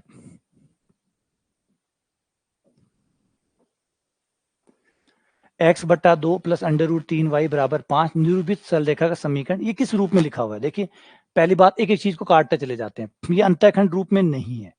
क्यों नहीं है, क्योंकि अंतःखंड रूप में होता तो ऐसे लिखा हुआ होता, एक्स बट्टा ए प्लस वाई बट्टा बी। अंतःखंड रूप में हर चीज एक्स के और वाई के बट्टे में होती है, एक्स और वाई के बट्टे में होती है, एक्स बट्टा वाई बट्टा बराबर में एक होता है, तो अंतःखंड रूप तो नहीं है। झुकाव रूप, बिल्कुल झुकाव रूप भी कट कर सकते हैं। झुकाव रूप होता तो एक तरफ वाई होता और एक्स और अचर पद दूसरी तरफ होते, एक्स और अचर पद दूसरी तरफ होते, इस तरफ सिर्फ वाई होता, वाई इकलौता एक तरफ बैठा होता और एक्स और सी एक तरफ बैठे होते, जो कि नहीं है, तो ये भी गलत हो गया। एक रूप होता है सम्मित रूप, सम्मित रूप इसे कहते हैं, जो भी हमने नहीं पढ़ा है।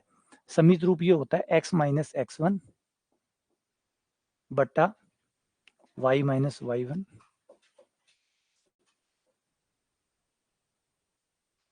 यहाँ आता है आपका कॉस थीटा, यहाँ आता है साइन थीटा, इसको सम्मित रूप कहते हैं।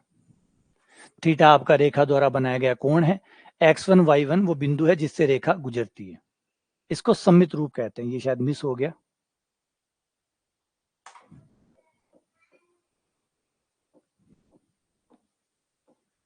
इसको सम्मित रूप कहते हैं। तो ये रूप भी नहीं है, तो ये भी कट हो गया। तीसरा बचा लंब रूप, हाँ जी बिल्कुल लंब रूप है। आप चाहो तो अभी मैं लिख के दिखा देता हूं, ये लो, तो ये हो गया x 1/2 को हम लिख सकते हैं cos 60 cos π/3 plus y into sine π/3 और ये बराबर हो गया 5। तो मिला सकते हो कि आपका ये रूप लंब रूप है या नहीं। x cos अल्फा बराबर p, ये इस रूप में है। हाँ बनाया तो कोई भी जा सकता है, मैंने कहा हर रेखा, हर एक रेखा झुकाव रूप में भी लिखी जा सकती है, अंतःखंड रूप में भी लिखी जा सकती है, लंब रूप में भी लिखी जा सकती है, सम्मित रूप में भी लिखी जा सकती है। रेखा को किसी भी रूप में लिख सकते हो आप, क्वेश्चन ये नहीं पूछ रहा कि किस रूप में लिख सकते हो, हर रेखा को हर रूप में लिखा जा सकता है, ये कभी भेदभाव मत करना। रेखा के ही रूप हैं, रेखा के ही रूप हैं सारे। एक रेखा का आप एक समीकरण दे दो, उसको चारों रूप में लिख सकते हैं। अभी आप आगे बढ़ेंगे तो मैं आपको एक रेखा लेके उसको चारों रूप में लिख के भी दिखाऊंगा कि एक लाइन को, एक रेखा का 4 रूप है ना। जैसे मान लीजिए मैं हूं, कोई व्यक्ति है, उसे आप कुछ जो चाहे कपड़े पहना दो, वो उस टाइप के वेशभूषा है, वो तो कपड़े ही तो है खाली, जैसे कपड़े पहनाओगे वैसा वो दिखने लग जाएगा। तो व्यक्ति है, तो व्यक्ति को पहना दो, गुजराती कपड़े पहना दो, वो गुजराती जैसा दिखने लग जाएगा, राजस्थानी कपड़े पहना दो, राजस्थानी जैसा दिखने लग जाएगा, कश्मीरी पहन दो, कश्मीरी जैसा दिखने लग जाएगा। तो ये आरूप है, कल ऊपर का प्रारूप चेंज कर रहे हो आप। तो किसी भी लाइन को किसी भी रूप में लिखा जा सकता है, लेकिन क्वेश्चन ये नहीं है कि किस रूप में, ये पूछ रहे हैं कि किस रूप में ऑलरेडी ये है किस रूप में, ये पूछ रहे हैं। फिलहाल ये लंब रूप में, हाँ बदलने की बात आएगी तो आप बदल सकते हो, आप लंब रूप से सम्मित रूप, अंतःखंड रूप, झुकाव रूप कोई भी बना सकते हो। अगला क्वेश्चन, रेखा 3x माइनस 4y माइनस 4 द्वारा एक्स एक्स तथा वाई एक्स पर काटे गए अंतःखंड की लंबाई। अब देखो, अब आपको अंतःखंड रूप में इसको लिखना पड़ेगा, क्योंकि अगर आप अंतःखंड रूप में नहीं लिखेंगे तो अंतःखंडों की जो लंबाई है वो नहीं निकलेगी। अभी देखो ये रेखा रही, जब हमें अंतःखंड चाहिए होगा हम रेखा को अंतःखंड में चेंज कर लेंगे, जब हमें ढाल चाहिए होगी तो हम y बराबर mx प्लस सी में चेंज कर लेंगे, जब हमें अभिलंब चाहिए होगा तो हम लंब रूप में चेंज कर लेंगे। तो जो किसी भी रेखा को किसी भी रूप में चेंज किया जा सकता है, लेकिन डिमांड होगी तब भाई क्या चाहिए उसके हिसाब से चेंज कर लेंगे। अब इसको कैसे बदलेंगे, तो इस रेखा के समीकरण को ले लो, 4 को उधर ले जाओ, 3x माइनस 4y बराबर 4, 4 का भाग दे दो क्योंकि बराबर में 1 होना चाहिए, 4 का भाग दे दो क्योंकि बराबर में 1 चाहिए। अंतःखंड रूप में बराबर में 1 होता है, तो बराबर में 1 लाने के लिए भाग दे दिया। ये हो गया 3x बटा 4 माइनस वाई बटा 1 बराबर 1। माइनस का चिन्ह भी नीचे देना पड़ेगा, x के साथ जो संख्या है उसको भी नीचे ले जाना पड़ेगा।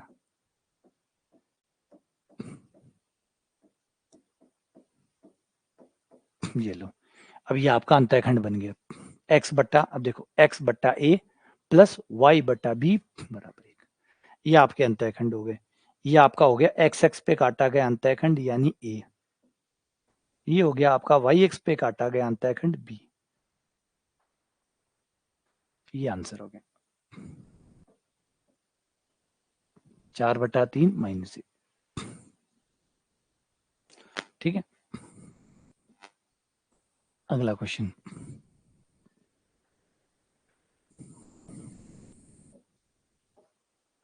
आगे है 1 0 माइनस 2√3 को मिलाने वाली रेखा एक्स एक्स के साथ थीटा कोण बनाती है, तो टेन थीटा निकालिए। मतलब टेन थीटा यानी ढाल निकाली, टेन थीटा यानी ढाल निकाली, और ढाल निकालने का तरीका है हमारे पास, ढाल निकालने का तरीका है हमारे पास, ढाल या m बराबर होती है टेन थीटा, और अगर हमें बिंदु पता है, दो बिंदु पता है, तो ढाल ऐसे निकल जाएगी y2 माइनस y1 बटा x2 माइनस x1। इसमें से एक बिंदु का नाम x1 y1 हो जाएगा, चाहे जिसको भी x1 y1 बोलो, जिसको भी x2 y2 बोलो, नाम बदलने से कोई फर्क नहीं पड़ेगा। तो y2 माइनस y1 बटा x2 माइनस x1 हो जाएगा √3 बटा -3 कट गया, माइनस का 1 बटा √3 आ गया।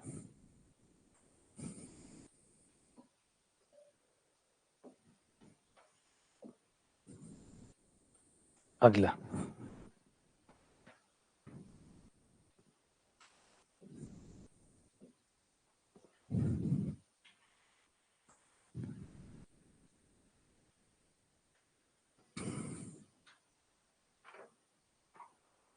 अगला रेखा के समीकरण 2x प्लस √3y माइनस 4 को झुकाव रूप में बदलने के बाद में झुकाव में प्रयुक्त अचर राशि का मान कितना होगा। जो अचर राशि है m और c वो कितनी होगी वो बतानी है, झुकाव रूप में चेंज करना है। झुकाव रूप में चेंज करने का मतलब y बराबर mx प्लस सी में इसको कन्वर्ट करना है, और फिर m और c का मान बताना है कि कितना m होगा और कितना c होगा। तो 2x plus √3y, 2x plus √3y, इस रूप में बदलने के लिए हमें जो करना होगा वो ये है कि y के पदों को हमें एक तरफ रखना होगा और x के और अचर पदों को एक तरफ लाना होगा। ये तुम यहीं रहोगे और तुम दोनों इधर जाओगे, तो √3y यहीं रहेगा, 2x इधर जाएगा, माइनस का 2x, 4 इधर चला गया, प्लस का 4, फिर √3 का दोनों तरफ भाग लग जाएगा,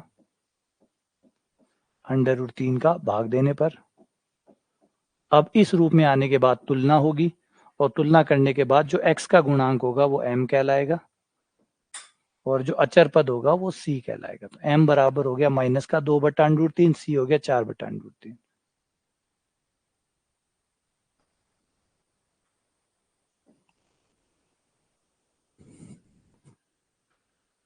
ये आपका आंसर हो गया।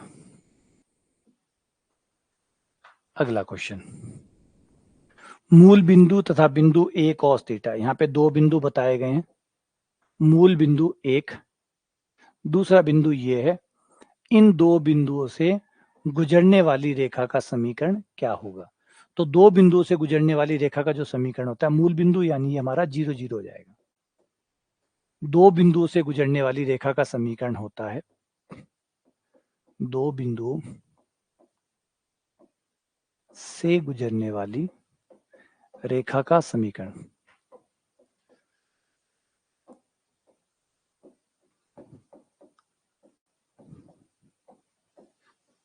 रेखा का समीकरण।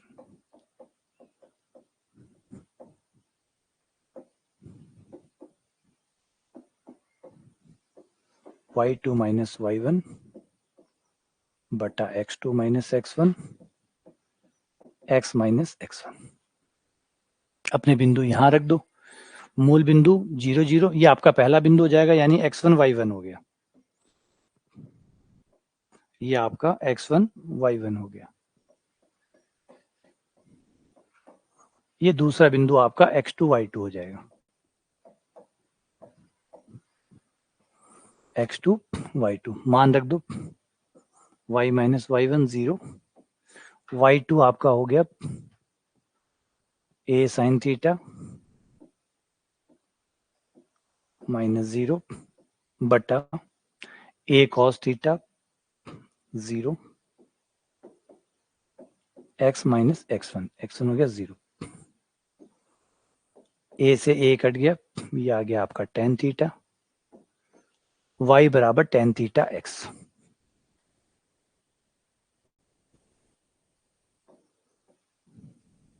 ये लीजिए।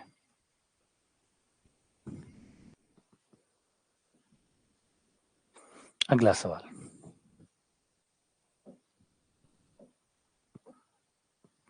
दो बिंदु, एक बिंदु है आपका a कोमा 2, दूसरा बिंदु है माइनस a कोमा x से गुजरने वाली रेखा बिंदु 2 3 से भी गुजरती है, तो x का मान बताइए। तो पहले आप दो बिंदु से रेखा का समीकरण निकाल सकते हैं, फिर तीसरा बिंदु वहां से गुजरता है, मतलब तीसरा बिंदु उसको संतुष्ट करेगा, तो संतुष्ट की शर्त लगा के आप तीसरा बिंदु ज्ञात कर सकते हैं। या फिर एक काम कर सकते हैं, ये दो बिंदु आपको ज्ञात है, इनसे समीकरण बना लो। समीकरण तो किसी भी दो से बनाई जा सकती है, किसी दो से समीकरण बना लो और तीसरे को वहां रख दो, तो आपका x जो अज्ञात है वो आ जाएगा। अच्छा, एक तरीका और है हमारे पास, सरल रेखा का समीकरण ना निकाल के करें तो हम ये भी देख सकते हैं, तीनों बिंदु संरेख होंगे, एक रेखा में मतलब संरेख है, तो संरेख वाली शर्त जो कल पढ़ी थी हमने कि इन तीनों बिंदु से बनने वाला त्रिभुज का क्षेत्रफल 0 होगा, तो आप उससे भी निकाल सकते हैं। त्रिभुज का क्षेत्रफल 0 होगा, उससे भी निकाल सकते हैं, तो जो आपको ठीक लगे उससे निकाल लो। चलो, आज सरल रेखा पढ़ रहे हैं, तो सरल रेखा से जुड़ा हुआ जो है वही तरीका अपना लेते हैं, इन दो से सरल रेखा का समीकरण निकाल लेते हैं।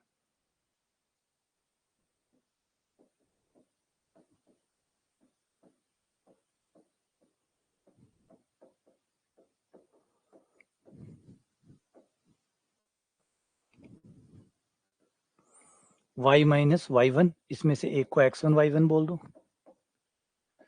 एक को x2 y2 बोल दो, y माइनस y1 ये 2 हो गया। सरल रेखा का समीकरण का सूत्र ये वाला लगा रहा हूं मैं, y दो बिंदु से गुजरने वाली सरल रेखा का समीकरण y2 माइनस y1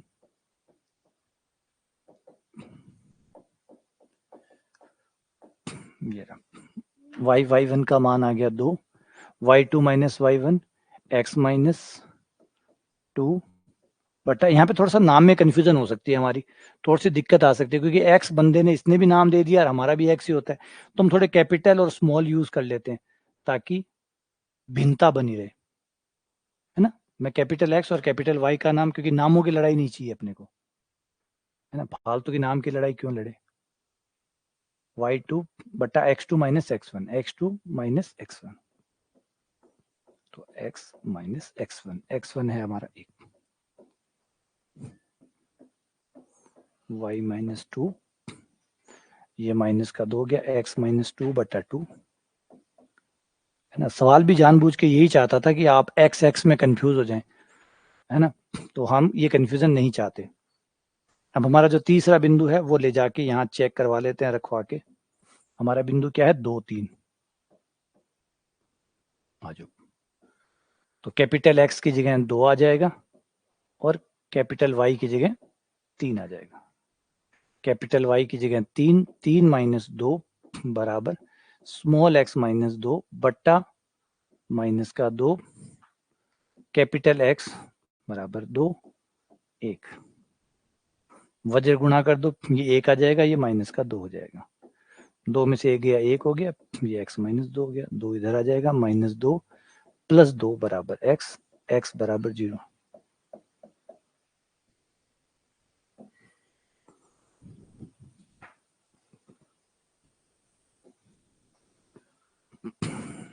ये 0 आ गया। तो इसी के साथ आज की थ्योरी हमारी कंप्लीट होती है। आज हमने बिंदु पथ पढ़ा और सरल रेखा के बारे में बेसिक जो रूप है वो पढ़ा। अभी सरल रेखा कंटिन्यू रहेगा, कल फिर इसकी सरल रेखा की थ्योरी को आगे बढ़ाएंगे और आगे इसके बारे में पढ़ेंगे। और अभी थ्योरी काफी धीरे धीरे स्लो चलेगी, क्योंकि थ्योरी बहुत है इसकी, तो स्लो चलेगी। देखिए यहाँ थ्योरी चल ही रही है लाइव क्लास में, वो तो है ही। रिकॉर्डेड में थ्योरी और पढ़ी है, आप लोगों ने देखी होगी, वहां पे भी थ्योरी पढ़ी है, वहां पे भी एनसीईआरटी के वीडियो पढ़े हैं, वो आप देख सकते हैं। आरबीएससी वाले वीडियो पढ़े हैं, एसआरसीएनी वाले पढ़े, वहां पे भी आप वो चीजें भी वहां से भी देख सकते हैं। यहाँ तो चल ही रहा है, यहाँ भी अभी चल रहा है, यहाँ भी थ्योरी चल रही है, फिर यहाँ प्रैक्टिस यहाँ पे भी शुरू होगी, वहां पे भी पढ़ी है। आप दोनों जगह से जहां भी डाउट लगे, यहाँ लगे कुछ नहीं समझ में आया, कुछ कम ज्यादा रह गया, तो आप वहां से देख सकते हैं। और मैं तो कहूँ दोनों जगह देखो ना, थ्योरी तो आप जितनी बार पढ़ेंगे उतना ही ज्यादा अच्छा है। वो थ्योरी अलग सवालों पे करवाई गई है, ये थ्योरी अलग सवालों पे करवा रहा हूँ, तो अलग अलग तरीके से आपको समझ में आएगी और ज्यादा अच्छे से समझ में आएगी। तो आपको दोनों जितना पढ़ने को सीखने को मिले वो तो बेहतर ही है, और जितनी वेराइटी पे सीखने को मिले वो तो अलग ही कमाल है ना। एक दिन आपको इस गाड़ी पे चलाना सिखा रहे हैं, एक दिन आपको दूसरी गाड़ी पे, एक दिन आपको तीसरी गाड़ी पे, तो गाड़ी तो सीख ही रहे हैं, साथ साथ में अलग अलग गाड़ियां भी सीख रहे हैं। तो बस वही बात है, ये सवाल इन सवालों पे सिखा रहा हूँ, वहां कुछ और सवाल है, तो अलग अलग तरीके से आपको चीजें और अच्छे से क्लियर हो रही होगी, तो वो जरूर देखिएगा। ठीक है, चलिए लेक्चर को यहाँ समाप्त करते हैं, कल दोबारा आप लोगों से मिलते हैं। ठीक है, चलिए।